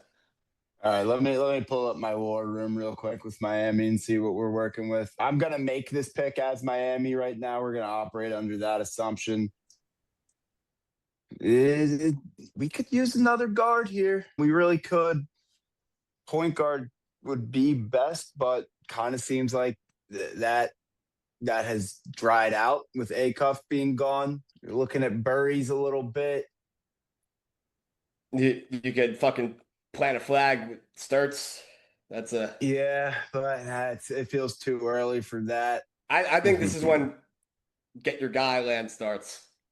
Yeah, me, personally, I would agree. But there's one guy I think about because they really need a lead guard. So I am thinking about Ibuka. I think that's more in play. More realistically, that's in play for sure. Yeah, ultimately, it doesn't feel like a Heat play though. What feels more like a Heat play is Braden Burry's still being here. We got a motor. We got a defensive menace. It's a Miami Heat pick. And it's going to be my pick. It's Braden Burries. Yeah, I think if Burries gets to 13. Yeah, no, fair enough. I just think the Heat are in play for a guy like a Met or Kareem Lopez. That screams them. Yeah. Wow. Yeah. Kareem Lopez being a Jaime Jaquez demon. Yeah, they're super duper fucking. That's special Mexican connection, actually, when you think about it. Holy fuck. Talk yourself into it if you want to. That's all you, Hunter. Now, Kareem Lopez at 13 would be insane. He's like a fun end of the first flyer. If that. I did talk myself into it a little bit. Hornets, that's me, right? Yes, sir. Yep. So now I have Hornets. You have 14 and 15 with Golden State. Right. And I have 18 with the Hornets too. All right, so I have 14 and 18 with the Hornets. I might be making a call here. And 17. Oh, fuck yeah, and 17. You're getting busy. Oh, and I have 17. Yeah, I'm about to get really low. Oh, you actually have the rest of the draft. We'll leave the chat. I kind of hate how this draft played out for the Hornets. I might make a call. I actually don't hate it. You might have to call yourself. I don't hate it. Yeah, seriously. Well, it depends because I'm worried about who Ryan's going to take with 15. Okay, so if you have 15. Oh fuck! I have 15 now. You have 14. Warriors. I have 15, Warriors at 15. 17, 18. Yeah. Okay. Hey, the phone's no longer on D&D, so yeah. Beck, feel free to call. Do you have any interest as the Grizzlies in moving up to 16? Nah. I think I know who you want. I think I know Back who you want on D&D. No, we came off D&D just to hear this BS offer and not entertain it. Can you pull up the available players again? Yes, of course. Thank you, sir.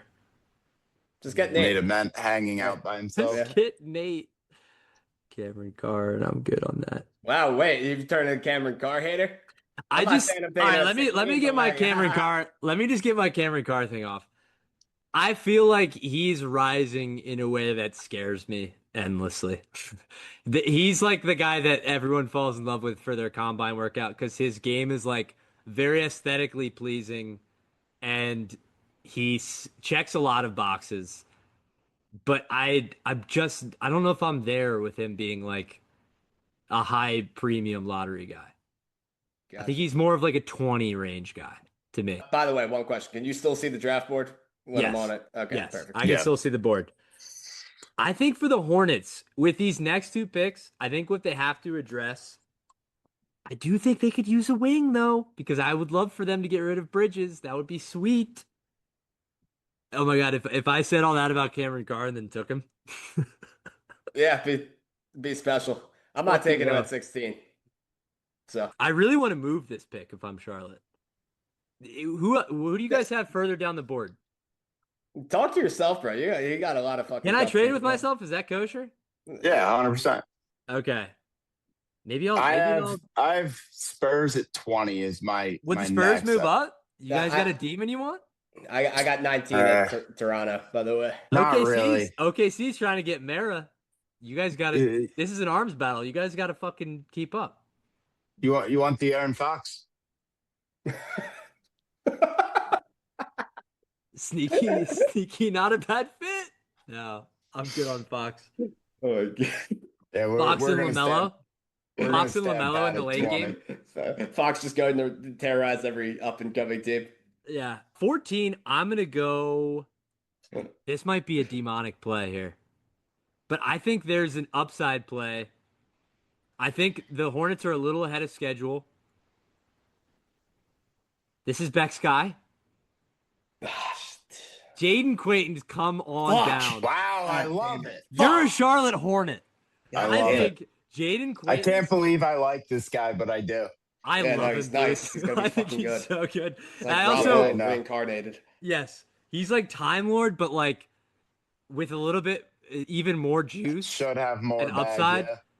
yeah. I'm really interested. I also think like a demon rim protector behind this Hornets team. Ah, God damn it, that was my fucking You pick. give LaMelo a little bit of defensive leeway. You give him a lob threat. Oh, I think this is a match made in heaven here. I was gonna wait till 18, but I knew Beck wanted him at 16 for his grace. Damn, smart guy. I should not have given the car fucking play away. Damn, damn, Jaden Quaintance, you are a Charlotte Hornet. that's tough. Good pick. You're back up. You're back on the clock with Yeah. the Golden State Golden State Warriors at Warriors. 15. I'm Yeah. gonna actually pick this time around with the Warriors because their fans are just pissed at me. Let's go to the player pool. Yes, sir. You know So what? have they made a pick yet? Or No, the Warriors have Okay. not made a pick. And you know who they would take here? They would take Nate Ahmed. I'm not gonna take Nate Ahmed. yeah, if they fully You know who embrace I'm gonna take? rebuilding. Yeah. Hannes Steinbach. You're a Golden State Warrior. Oh, they do kind of love this type of big, Yeah. slow foot Demon Yeah. speed. rebounder. Give Yeah. me Andrew Bogut. You're Yeah. a Golden State Warrior, A man. little David Lee action. Yeah, he does Wow. have some David Lee offensive juice. I don't mind Steinbach's game. I'm worried about the defense. Yeah, he's got the Festus Ezeli foot speed. Yeah, he's a tough mover, but he's like one of the craziest rebounders I've seen in college, and he can shoot a little bit. The form's pretty good. It's not consistent. Sometimes there's like some bad misses, but yeah, Steinbach to Golden State. I think it's fun. You get them an actual big that they desperately need, so they're not rolling out what's his face from Boston College anymore. Yeah, I like it. Steinbach. Beck, who do you got? We finally get to the Grizzlies. Yeah, so you take away, the dog kind of rebounder that I was looking for, the dog defender and acquaintance. We got the Bonsa, so this draft really hasn't played out how, the Grizzlies intend to see it in real life, where they get Boozer, I think. And I think you're still struggling with looking at that front line right now. But at this point, there's not an option you like at front line that really brings that grind back to Memphis. So knowing that Ja's probably going to be out the door, let's plant our flag with Bennett Sturts. Let's fucking do it. Wow. Cam Spencer upgrade just dropped? No, they're talk about a two-man tandem that's going to, have a great net rating like Colin Gillespie and Jordan Goodwin. That's what you're looking at here. Cam Spencer and Bennett together, special. Get an offensive engine here that I think we desperately need if Ja's It's out the the door. demographic of Memphis. And yeah, we're kind of going a completely different direction than I thought we would, but fuck it, man. I mean, get two pretty premier offensive talents in this draft. That's the way to go. DeBonson Sturts is fun, dude. It is fun. It's just Santi Aldama still in the fucking picture, and I hate it. But like, the You fuck should have else? somehow found a way to trade him. What the fuck am I gonna go get Terrace Reed at like fucking 16? Nah, so it's like Bennett starts it is. Do you think there's a chance that Sturts rises like this on draft night? Yeah, I I mean he's could a see very a team confident talking guy. themselves into it. I mean, personally, I was between him and then I think Christian Anderson's like the best pure shooter in this draft, I so I like was Anderson too, yeah. thinking about him as well. But yeah, I mean, Do you worry about his defense at all? Or do you think he'll hold up? like compared, I don't think he's a cone, Mm-hmm. complete cone. I think he's not a plus defender, but Ja wasn't a plus defender either, and it didn't kill the Grizzlies defense really ever. Like Yeah. it really comes down to if you're a guy that they can attack every time down in the playoffs. And well, I think that will be like a strategy that's tried if the Grizzlies are to be a playoff team down the road with Bennett Sturts at the helm. I don't think it will be like a crazy effective strategy. So This would be a fun watch, dude. This League Pass team. very, Holy shit. especially when Santi's out the door. Let's go. And they got Ty Jerome here too. Like they got a really good Yeah, they have fucking hoopers. kind of Scottie Pippen. Like they got a good guard rotation. Scottie Pippen's a guy who can help kind of hide Sturts. So you're in a decent spot. It's just like this front line is just fucking still trash. Yeah.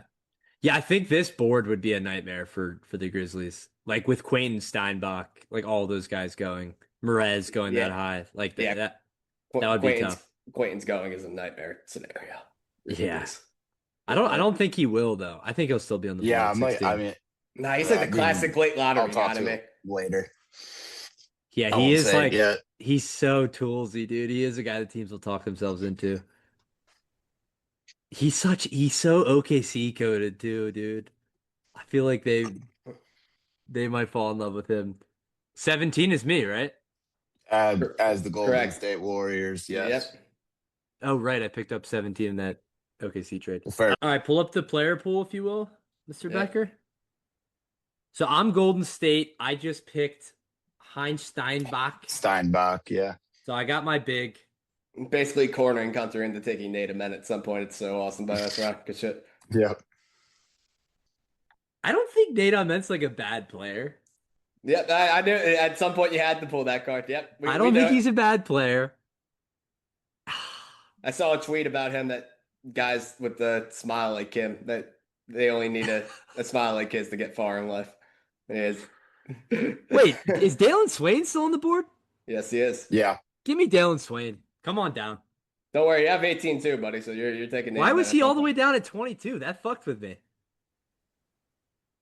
Dalen Swain, you're a Golden State Warrior. Ask the AI, man. I don't know. They wanted him to be a Sixer. They wanted him to be a special Sixer. I'm back at 18. Yeah, you're on the board. The Hornets. Charlotte. Damn, yeah. Swain would have been sweet in Charlotte.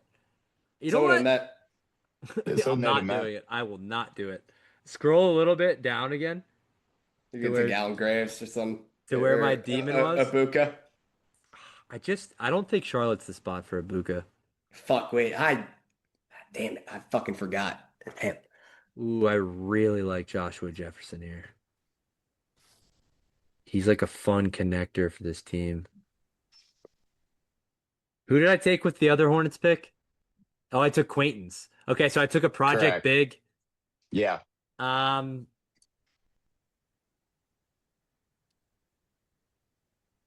Yeah, fuck it, dude. No. I'm gonna go Cameron Carr. Hold up. What? You calling? Yeah, the Grizzlies might be looking to acquire another pick. What do you got? Ew, I'm not taking Ja. I need to see what our draft capital is down the line. Hold up. I'd take a future pick. I got my Quayton's demon. Because we realized we wanted a guy for this front I think line. I'm going to take Cam Carr, though. You're going to have to really sell me here.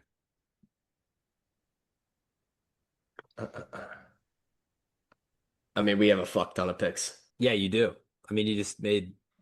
Yeah, so we have the 32 in this, so it's early second. That'll be added in.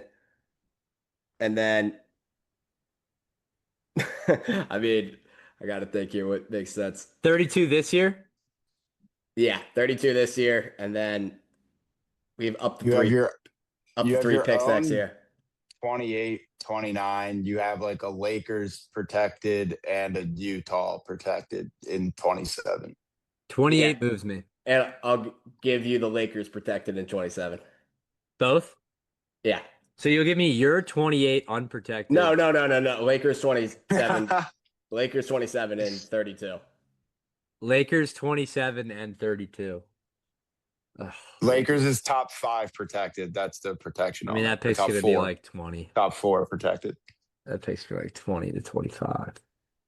And 32? Yep. And I'll give you another fucking second round pick down the line, too. I just want to see Beck pick with the Grizzlies here, so I'm going to do the trade. All right. So Good Grizzlies boy. at 18. Let's Who's see the guy? Yeah, we forgot about this dog. And I don't care about like what people say. Physicality doesn't always translate, yada, yada, yada. And this guy's shooting ability. Oh, I think he's I a know fucking who it football is. player. I don't give a fuck. Oh my God. Let's go. Go with Pete. Thank you. God, Let's I would love if he's off the board for the Sixers. Yeah, I don't want them being tempted. We need him. That's exactly the type of guy we need. Wow, make the Koa case. Rest in peace, Brandon Clark.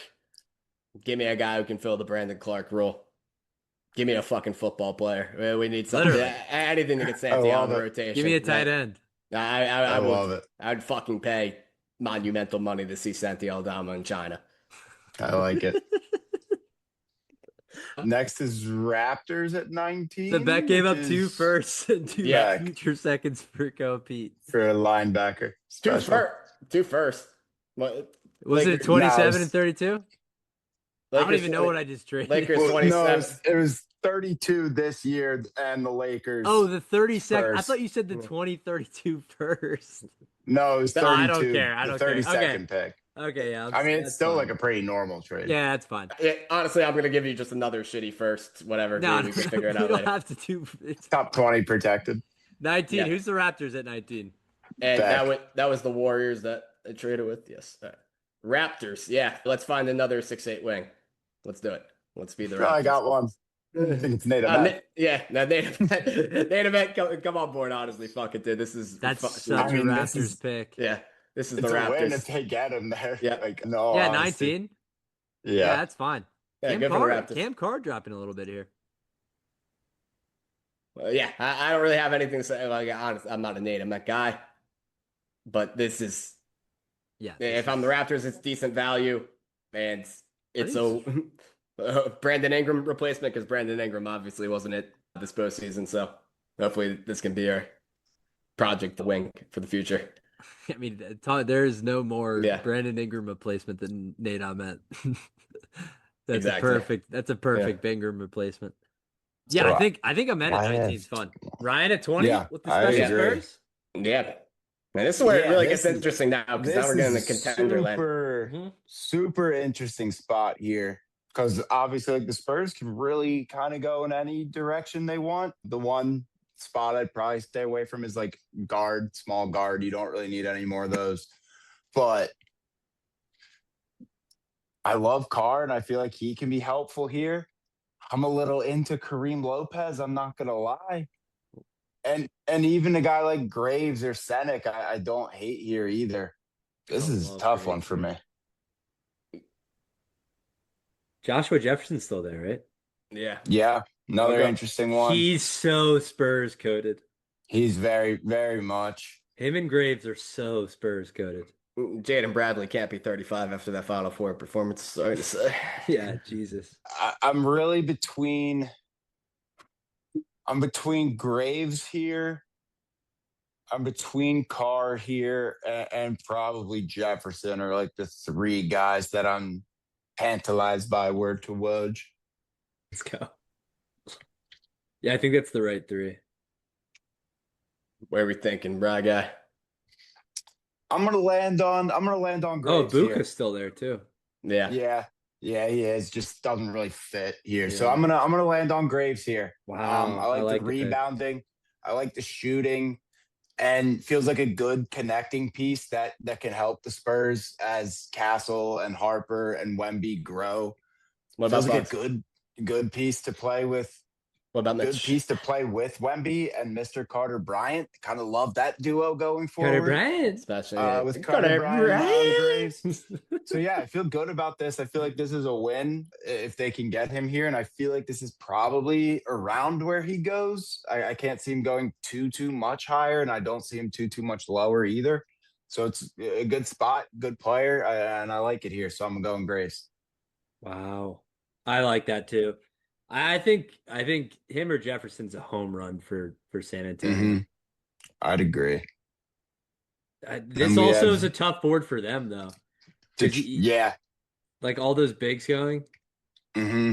Yeah, that's kind of where I was looking. But, I mean, and Graves is a good 4, I feel like, with Wemby. Yeah. And with CB, they have a lot of lineup versatility, I feel like, once they get into their bench a little bit. So I don't hate it if this ends up where they are. I kind of like it. Yeah, I do too. All right, Hunter, I got a trade. I believe Hunter. I'm the Demon Pistons at 21. You are the Pistons at 2-1. Yeah, got an offer for you. Let's hear it. You give me 21. Yeah. You give me Isaiah Stewart. Beef stew. Yeah. We got a big one. A little blockbuster. I'll give you Daniel Gafford and a future first. How does the money work on that? Not sure. Let's go. Not sure. Ryan, can you handle the books? Yeah, I'm getting on the books right now. Pull up the Beef Stew and Gafford contracts. I know you want to get off Beef Stew. I do. So even though I personally like Beef Stew, I think Detroit's out on him for sure. Do you want a big back? We're throwing in Beef. Yeah, let me just see what that money is. So wait, but what is this deal? So it's Gafford and what? And a future first. I have to decide which first. Gafford and Stu pretty much line up perfectly on the money. Both right around. Beck. So Gafford's like 14.3, Stu's on 15. Gafford 4 years, Stewart 3. I don't really get why I do it. Future. What does that accomplish for the Pistons? You get a big that you like more, Cade. I feel like probably true. You get a future first round option from the Mavs. It's really if you don't like anyone at 21, I'd say. Yeah, it is. Yeah, let me pull up this player pool. You'd probably stay.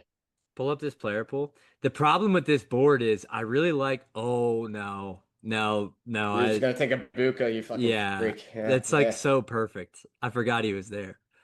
Yeah, it's a Buka here, like easy, and he's gonna be an all-star. Wait, I have 30. Yeah, I'm good. I didn't realize Ibuka was still there. I think that's like too perfect. But wait, I have 30. Oh shit! Wait, I have Steph's 30. Oh. All right, Ibuka to 2-1. I have Bam's 82. Yeah, give me Ibuka. I think Ibuka or Sturts to Detroit at 21 is like perfect. I think they need an on-ball. What about Christian Anderson? There. Anderson's fun. I like that too. I think Ibuka and Sturts are better, but I think I like Anderson. He's fun. But yeah, I'm gonna go Ibuka. I think he's a demon, dude. I think he's so good. He's like so advanced. The only thing I'd say about him, he has a really long wingspan, but he's small and wiry. Small, yeah. I don't know what the defense looks like. I kind of think he gives you a lot of what Jenkins gives you right now. Like he doesn't give you a different element from. I think he does. I think the shooting's better than Dennis. Yeah, and dude, his rim pressure is crazy. He gets to the rim like no other. Like, I think Dennis's rim pressure is good too. I agree on the shooting. It is. But in terms of size too, I think they're similar. Yeah, for sure. It's a similar archetype of guard. I just think Ibuka's more talented. Definitely fair. Yeah, I'm gonna go with him. I'm gonna go with Ibuka. Would agree with you too. And I think he's funny gonna how go this higher works than out. this. Yeah, we have Mr. Becker making the Sixers pick at 22.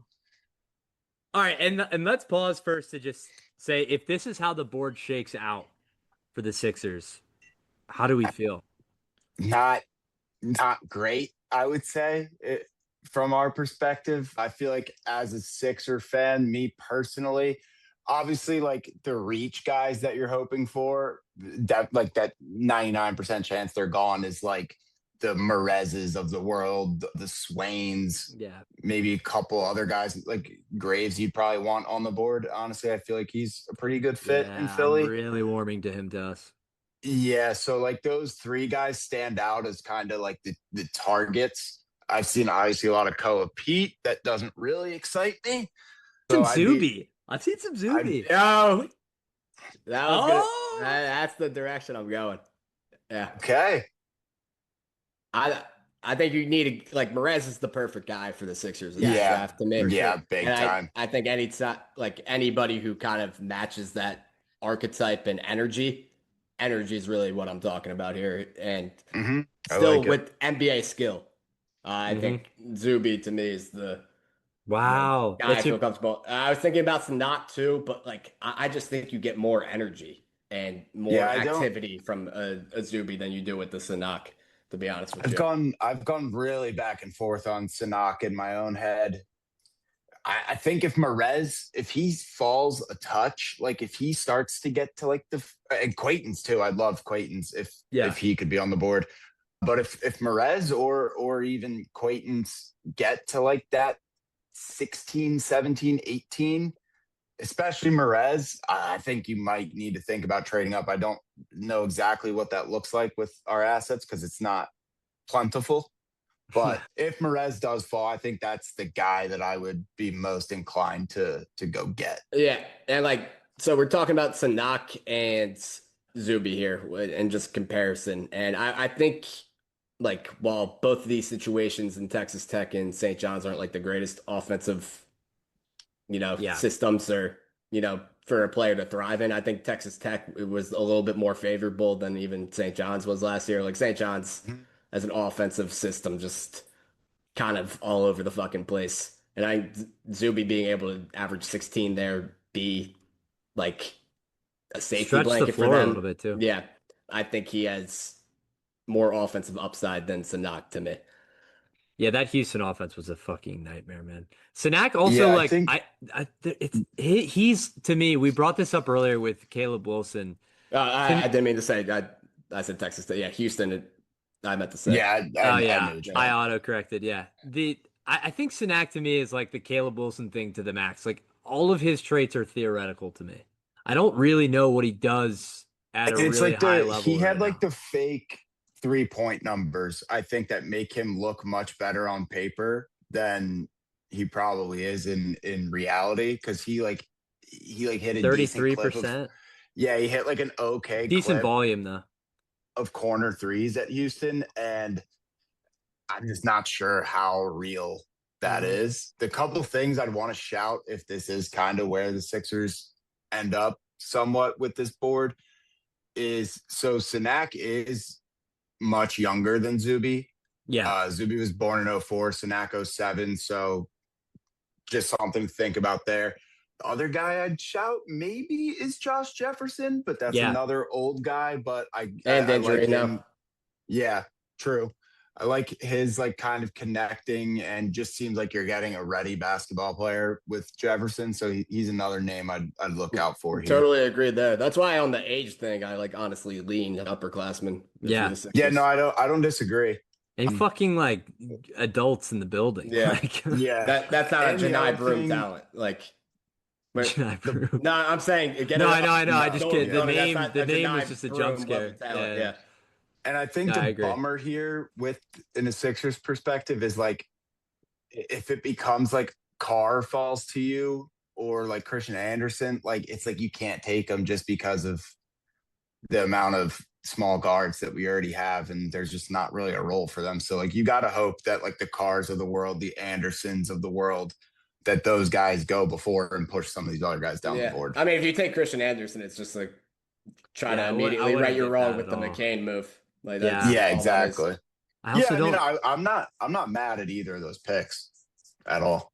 Carr's an interesting. Like if Carr fell to us, I'd like Carr and Swain. If they fell to us, I'd be intrigued. Just because like hmm we have lacked wing depth for so long, Yeah, no, I wouldn't and like complain if they just versatile said, "Fuck wings. it, let's get a wing." And Yeah. also like, and on the Jefferson point as well, I would also really like him here just because we hmm need. I think Tyrese, even as poor of a season I think Trendon Watford had, I think when Tyrese and Trendon Watford were playing together, the on-offs were like pretty good, and like Tyrese plays Yeah. well with like a point forward type. Shout out Ben Simmons, hmm bring him back. But Joshua Jefferson, I think would be a fun fit, a connective piece, as you said, Ryan. Good defender, good rebounder. Yeah, as time's gone on, I've liked that idea more and more, honestly. Yeah, you do kind of have to take into consideration too, like for teams in this range, what's available in free agency. Yeah. True. Now, this free agency And class if you is can get that. it's not Horrid. littered with like any defenders at all. Like there's really not a lot Yeah. of there's like you can probably count them on one fucking hand how many guys who are plus defenders in this class. Like just kind of proof in the pudding that plus defenders don't hit the market anymore. Yeah. Yeah, no, that's a good point. Also, on the Zuby thing, he's another guy who I think has been warming up. He worked out for the Sixers, so they're definitely at minimum intrigued by him. The one thing I worry about with Zuby is the rebounding is a little tough. He had a really low rebounding percentage, defensive rebounding. So like we're already a team that's a bad rebounding team. Right. I'd be a Yeah. little concerned with that, but they also like I don't know. He's a good connective piece. I think he's an adult in the room, as we said. Let's go to 23, the Atlanta Hawks. I believe this is me. Who did I take? I took Mara with 8. Yes, you did, and you kind of have a fucking. This has worked out great for Atlanta, in my opinion. Yeah. Cameron 100%. Carr falls. Yeah, that's a no-brainer. I think I. Yeah, I'm trying to think if there's anything else I would consider. Joshua Jefferson here for them too is an interesting one to consider. I just feel like it's I Carr kind of have my Anderson. front court. I was gonna say Anderson would be the other guy that I'm thinking Yeah, about. because then you get your engine post CJ. And shooting, which I just think this team lacks. Yeah, for sure, for Mhm. sure. Carr, I think the thing with Carr is you get the shooting Yeah, it's kind of best of both and you get with some of him. the wing stuff.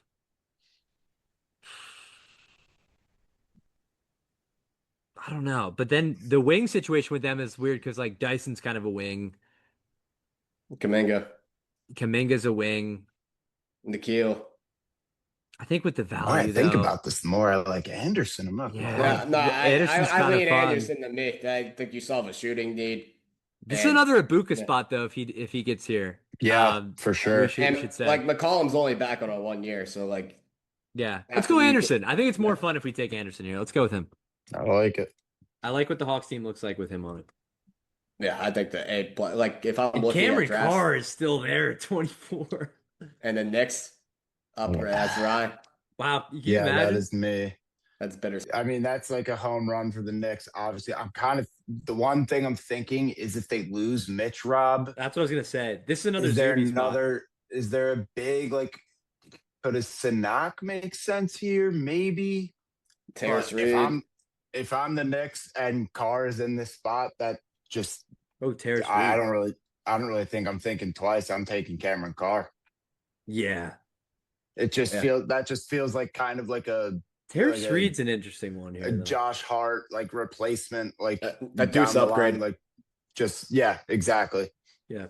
I'm not really thinking twice about it. You're getting Yeah, a you good can- basketball player that can play both ways, and that's what the Knicks have. And they just add another with Carr if he gets Right. here. And we Yeah, talked that- about they're losing Shamit and Clarkson. If you go from that to Right. Cam Carr, like Mhm. holy shit, your rotation just changed. Yeah, I and mean, being there's 24 no- as defending champ is kind of crazy. Yeah. There's no shot he gets here. Like I'd say pretty confidently, but Yeah, I I mean, agree. crazier things have happened, so we'll see. I like but if he our is there, boards. I think Our that's a board's lock. fun though. I like this. Yeah, I do too. Yeah. Your Lake Show. On the Lake Show. 25 Lake Yeah. Show, yes. So let's say that we're gonna lose LeBron. I'm gonna have that in mind.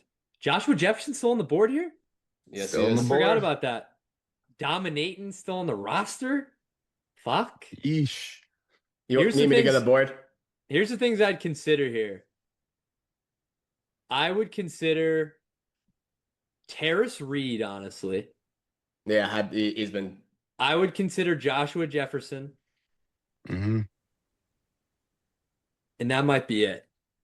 Vsar, I'm so in and out on Vsar. I kind of think he's a second rounder. He's a little greasy for me. Yeah, that's a little greasy for my liking.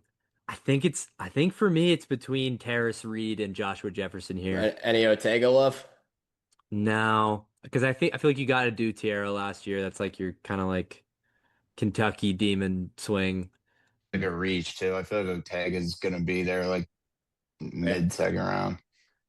Yeah, Ortega is fun. I like him, but he's also like a senior. He's 23 something. Yeah.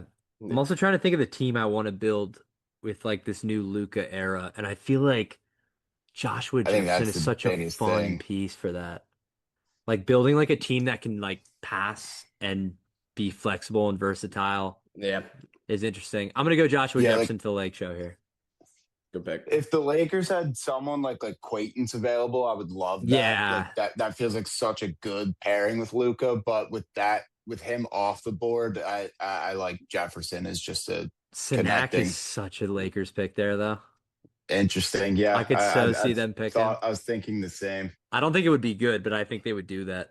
All right, Nuggets. It's like a flashy pick. I am the Nuggets, and we have to. Oh, we are coming off just embarrassing first round loss. Fans are pissed, by the way. Now, what holes do we fill? Do we feel like we need the fucking defenders, the energy, just the guys who will do the dirty work? Do we fill the hole of offensive creation, especially as Murray gets up there in age? And I don't know which way I lean, to be honest. And do you think you could fill that with 26? Not really. Not in a way that I feel comfortable with, to be honest with you. With you? Ooh, Yeah, I see such a nugget on this list right now. I have a guy I kind of like for Denver here. I'll throw him out while you're thinking about it. I kind of like Conwell here a little bit. Ooh, Ryan Conwell. A little bit of that demon like shooting the piss out of the ball. Movement MPJ shooting with shit. Jokic. Yeah. I mean, he's very small and probably going to be a negative defensively. Yeah. I have another guy who's probably going to be like shooter. Overall negative defensively, but he's scrappy. And I feel like he would be more highly touted if he didn't get hurt last year. I'm going Richie Saunders. I knew it was going to be a white guy when he said scrappy. Wow. Let's go. I like his game a lot. I Yeah. thought he was great in the tournament 2 years ago. I think he can play on ball, off ball. He gives you creation. I think he can a little bit of Campuzzo. Yeah. Facu. Yeah. But like with just a way better offensive game. And if he recovers off that ACL injury, I think he will. I'm pretty down with him here. Yeah, modern medicine, dude. ACL is like nothing now. Yeah, Richie's really good. Like, dude, that BYU team with DeBonta before the injury and after the injury is night and day. Much different. Yeah. Like, they were like a legit, like, top. I mean, they're a very good team the year before he came in with Igor. No, Richie's very. I've loved Richie for a while. I think that's a very Nuggets pick. I also think Bruce Thornton there is a very Nuggets pick. The Ohio State guard. Shades of Jalen Pickett there if they were to take him. But yeah, Richie's a fun one. I like that. 27, Ryan? Celtics? Yeah, this is me with Boston. This is probably going to fucking Milwaukee. Yeah, I was going to ask, should I operate this as a Milwaukee pick or as a Boston pick? What do we think? Operate as Milwaukee. Operate as Milwaukee. Yeah, because this would have to be in it, you'd think. All right, so if I am Milwaukee, if I'm Milwaukee, and I already made a Milwaukee pick, I took Flemings, correct? Yes. Yeah, took Flemings with the Milwaukee pick. I have Jaylen Brown. I have Miles Turner for the time being. Let's see here. Because if I was Boston, I was going to take Sanac, honestly. That's where I was looking. So I have... Yeah, Sanac. This slow is fun. Flemings. Let me pull up the full board for you. You going to go international superstar Tom Kim and Kareem Lopez? I was thinking about it, honestly. I really was. But I want... Young Hansen pick? The best wing I can find. And let me know if you want to scroll up or down. I got you. No, I have the site up, so you're good. I'm between a couple of guys. So I will say I like Malik Thomas here a little bit. Feels like a kind of a swing with some upside. I like Thomas. I like Baba Miller's interesting. Not looking at any bigs really. Yeah, Baba Miller I don't hate. I don't hate. Oh, is Christian Anderson still here? Oh no, you No, would we have took taken him for him. Atlanta. Yeah. What about TKR? Fuck. Oh, sneaky second rounder that could be like an NBA player though. Sneaky annoying as fuck. Yeah, just there for Not 20 even years. sneaking. He's Really somehow going fucking to be on annoying. Purdue again next year. Yeah, that's He's all. going to Braden get Smith. drafted and then he'll be on Purdue again. Braden Smith's 52 on this board too. Like, get the fuck out Yeah. of my face, dude. Most hated college basketball team Yeah, ever. who made this board, by the way? Oh, Beck. I scrapped it from GitHub. Let's go. Yep. Yep. This It actually is was tough. not bad, though. There's just so many goddamn wings that give you a lot of the same things in this range. I'm staying away from Conwell because like we already have Flemings on the team. I'm looking like You like Conwell. I do in the right situation. I don't feel strongly about this at all, but we're gonna go Isaiah Evans. Fuck it. Okay. Yeah, Dookie. Little bit more size. He can get a hand shoot up. piss out of the ball. Yeah, he can shoot the piss out of the ball. He'll get a hand. Maybe he can learn a little bit from Mr. Jaylen Brown in Milwaukee. So we're gonna go Isaiah Evans here. Yeah, he'll definitely get a hand up. Let's go back. He'll get a hand up. Hand down, man down. Isaiah Evans. All right, Hunter, you got 28, and I close out with 29 and 30. The Demon T-Wolves. Let me see the player pool. Yes, sir. It gets gross in the second round. Like, this is the range where I'm not sure if this board has got everybody. Yeah, I've been looking at like other consensus boards as well. So we got to think the T-Wolves are going to be operating with DiVincenzo out for. Yeah. I mean, I know who I'm looking at completely. Wow, Sinak's still there. Yeah, Sinak and Lopez are like Kareem's the two that are falling in terms of our draft versus consensus right now. Ooh, Terrace Reed. But they already have some demon front court shit going on. I know I'm not saying it, I don't want to sway you at all, but I think I know where I would land. I think the T-Wolves would be really interested in Malik Thomas here. Yep, that's Yep. So let's go with him. Yeah, it's Rob Dillingham reroll. Yeah, and I think he's got more juice and he's like actually NBA sized. Yeah. Malik Thomas is a really skilled scorer. He's an irrational confidence guy, which can be good, can be bad. Fits in with their squad. Yeah, fits with the ethos of their team really well. I think him on a contender's fun. It's like because I think fun playoff minutes probably. While he's a bit raw to me a little bit as like his complete offensive game, he's also really polished as a scorer. So that's like a fun like Terrence Shannon thing too. It's a great ecosystem for him. Like I think that's exactly the type of group that he would thrive with. I really, really like that. Yeah. So Malik, let's go Malik to Minnesota. Who do we got at 29? I am 29 and 30. I am the Cavs. 29 and 30. Let's go. Cavs at 29. Woo. They have some questions to answer.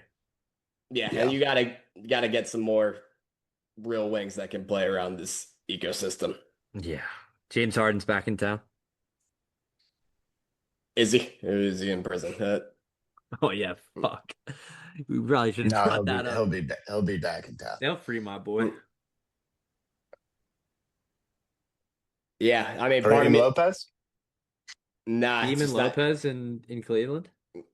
I don't think the Cavs have the luxury of taking a project at this point in time. Where's Evan Mobley? Bringing Sinak? I'm trying to get a wing who can fucking fit the Dean Wade role. Like I'm thinking a Caravan, but I think his foot speed's just like too slow. Yeah, man. He's Doug McDermott. Yeah. I fear. Then not even. Just give me a guy who's like 6'8" with some size. Trayvon Brazile? I mean, Sinak kind of fits some of the stuff you're talking about. A little bit. He's not as fluid probably as you'd like, but it's also the end of the first, so it's like. I'm taking Ortega. Okay. I measured 6'5.5". That's bigger than I thought. No, they need scoring punch off their bench. Like yeah. They have nobody besides their main core guys who can go and get a fucking bucket. And he's I think he projects as like a wing in the NBA, I and agree. I think they desperately need wings, man. Like they Bad. were relying on they were relying on it was a lot of Sam Merrill in moments where like you'd like more defense on the floor, and it Yeah, was a lot of you're Tyson. asking a lot of Max Strus every fucking Yeah, night yeah, to yeah, like be yeah. a 50% shooter. Like he's not Mikal Bridges. Hmm. And then for Dallas, I think it's easy. You take an upside swing with Green Lopez at 30 and it's a I home think that's run. cool. So no Sinak in our first round. Yeah, that's Yeah. crazy. We have him graded as a second round talent. It's just the way I played out, man. Come on, you don't Uh, think Dallas would fucking jump at the bit to get Sinak at 30? well, if they already have Yeah, Yaxel, no. yeah, man, you get a guy with like Another Kareem Lopez is there too. another But versatile 6'9" if guy though. if they They could just had build the Monstars, dude. Yeah. say at 9 they went, they had the opportunity to go like Flemings or like Burries at 9. That then Hmm. I think if you can get Sinak here, that's like a fucking homer. Yeah. Yeah. I think Take a it's interesting. screenshot. So do we want to run through we'll just run through the guys for the Yeah. listeners? Or yeah, like the big storylines at least for sure. All right. So our final draft, we have Ryan taking Darren Peterson as the Washington Wizards. Yes, I take Cam Boozer as the Jazz. Beck takes the Bonsa at 3. He falls to the Grizz. Grit and grind Grizz are back. Caleb Wilson to the Bulls. LeBaron Philon jumps up the board to the Clippers at 5. That would be cinema in real That would life. be But cinema. And I would be really interested to see what they do with Garland after that. Brooklyn takes Michael Brown out of Louisville. The Kings take Keaton Wagler. Mara goes to the Hawks. Yaxel to the Mavs. Coop and Yaxel special. Kingston Flemings drops a little bit to the Bucks at 10 in their new post Giannis Jalen Brown timeline. The Warriors this would trade. this would be the Thunder, correct? Yes, the Warriors trade yeah. 11 for 12 and 17, and they get and OKC gets Demon Merez Johnson to go up The against Wemby Warriors for trade next year. again. Warriors Yeah. trade again, and This Ryan is gonna be the gets Chicago Darius Bulls. Acuff to the Bulls to go with Caleb Wilson. Then the Heat get God, Demon that'd be Braden special. Burries at 13. The Hornets get Jaden Quaintance at 14, steal him right out of Beck's clutch. Yeah, that was tough. That was And real then tough. the Warriors at 15 at that Bulls pick take Hans Steinbach. Beck gets Demon Bennett Sturts to lead the Grizz at 16. The Warriors on the board again at 17 get Dalen Swain. Talk about a wing Special. there for the Warriors. Just straight up here. Grizzlies trade up with the Hornets and they get Koa Pete. Then Nate Ahmed, finally the drop stops. He stops sliding. He goes to the Raptors. They get their demon wing who God, kind of that feels sucks. on brand. Yeah. The Spurs get their connector, Boris Diaw. You are back. Alan Graves is a San Yeah, Antonio literally. Spur. The Detroit Pistons get their on-ball creator to pair with Cade Ibuka Correa. You're a Piston. The special Sixers get Zuby Ejiofor. And the front court gets the help it needs. The Hawks get Christian Anderson. They get an on-ball demon engine. A plus draft for them, I think. A plus draft for them. A two-way scalability engine. Yeah. Let's go. Christian Anderson and Merritt at Atlanta would be sick. Cameron Carr falls to 24 for the Knicks. That would be something. It would. I can't believe he'll drop that far. Joshua Jefferson, 25 to the Lake Show.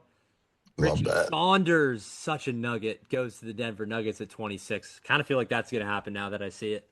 Isaiah Evans to the Celtics. That's also one that's been mocked to No, that's the Bucks. Oh, Bucks straight. Oh, right, because Yeah, they right, in the Giannis right. deal.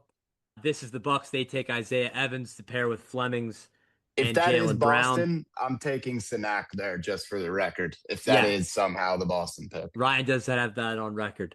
The T-Wolves take Malik Thomas. They get their DiVincenzo demon. No, that's very on brand. Love that. The Cavs take Otega Owe to have a little bit of scoring punch off the bench and a wing depth piece there. And then Kareem Lopez rounds out the first round to the Mavs. And no Chris Sinak. I think that's the story of our draft here. Yeah, there's a lot of Yeah. droppers. I think where our draft's going to deviate from real life is 5, 6, 7. Yeah. Completely. I think there's going to be fireworks with an A cuff at 6 or 7, and I don't think Phylon goes that high. Yeah, and then we also said that we think that OKC is going to get up into that top 10 as well. Yeah. Probably with Atlanta to try to get that Mara pick. Probably not trading to move up one pick, but the phone was on D&D. Yeah, the phone was on D&D. You think there's any chance they trade with the Clippers for that 5th pick? And the Clippers take 12 and 17? I just don't. Nah. I don't think they take a swing like that.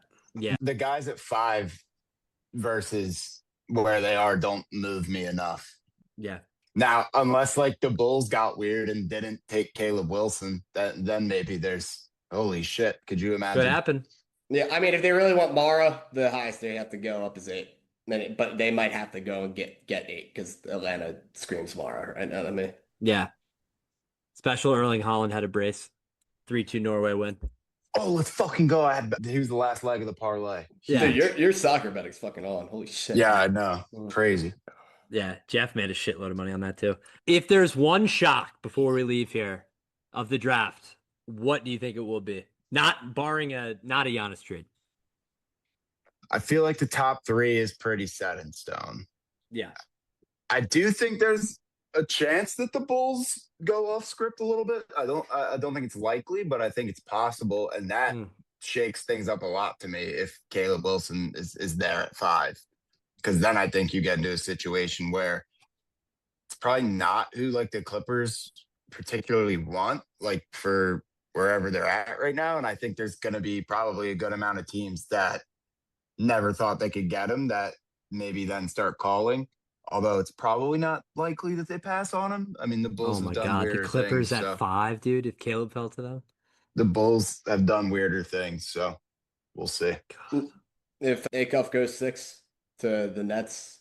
Yeah, I was going to say that would be a very Nets pick. Yeah, but those guards could go literally in any order. Nate Amen to the Nets. No, I'm saying if Acuff goes 6, I think the Kings take Met 7. That was. Oh my god! Oh my god! They just bug out. That is putrid. Yeah, that's no bueno. Oh my god. Yeah, but folks, that's the scare. But folks, this is the first annual Gingeball mock. We did the full first, which I think is fun. Last year we only did top 10. We'll see how similar this is. I would imagine this will be pretty different from the actual draft, but who knows? Could be different. I'd imagine Kristen Ack will be a first-round pick tomorrow night. Hey, you never know, man. But you never know. Folks, thank you for sticking in with us. Enjoy the World Cup. Norway looking special. Didn't really think that they were going to beat Senegal, but here we are. Messi looking special. I donned the kit for the night. He becomes the World Cup's all-time top goal scorer. Special Leo. But folks, thank you very much. Great pod. Possibly catch me and friends live tomorrow. Yeah, there's a possibility. Yeah, keep an eye out for that one as well. Live stream tomorrow night. All right, folks. Cheers.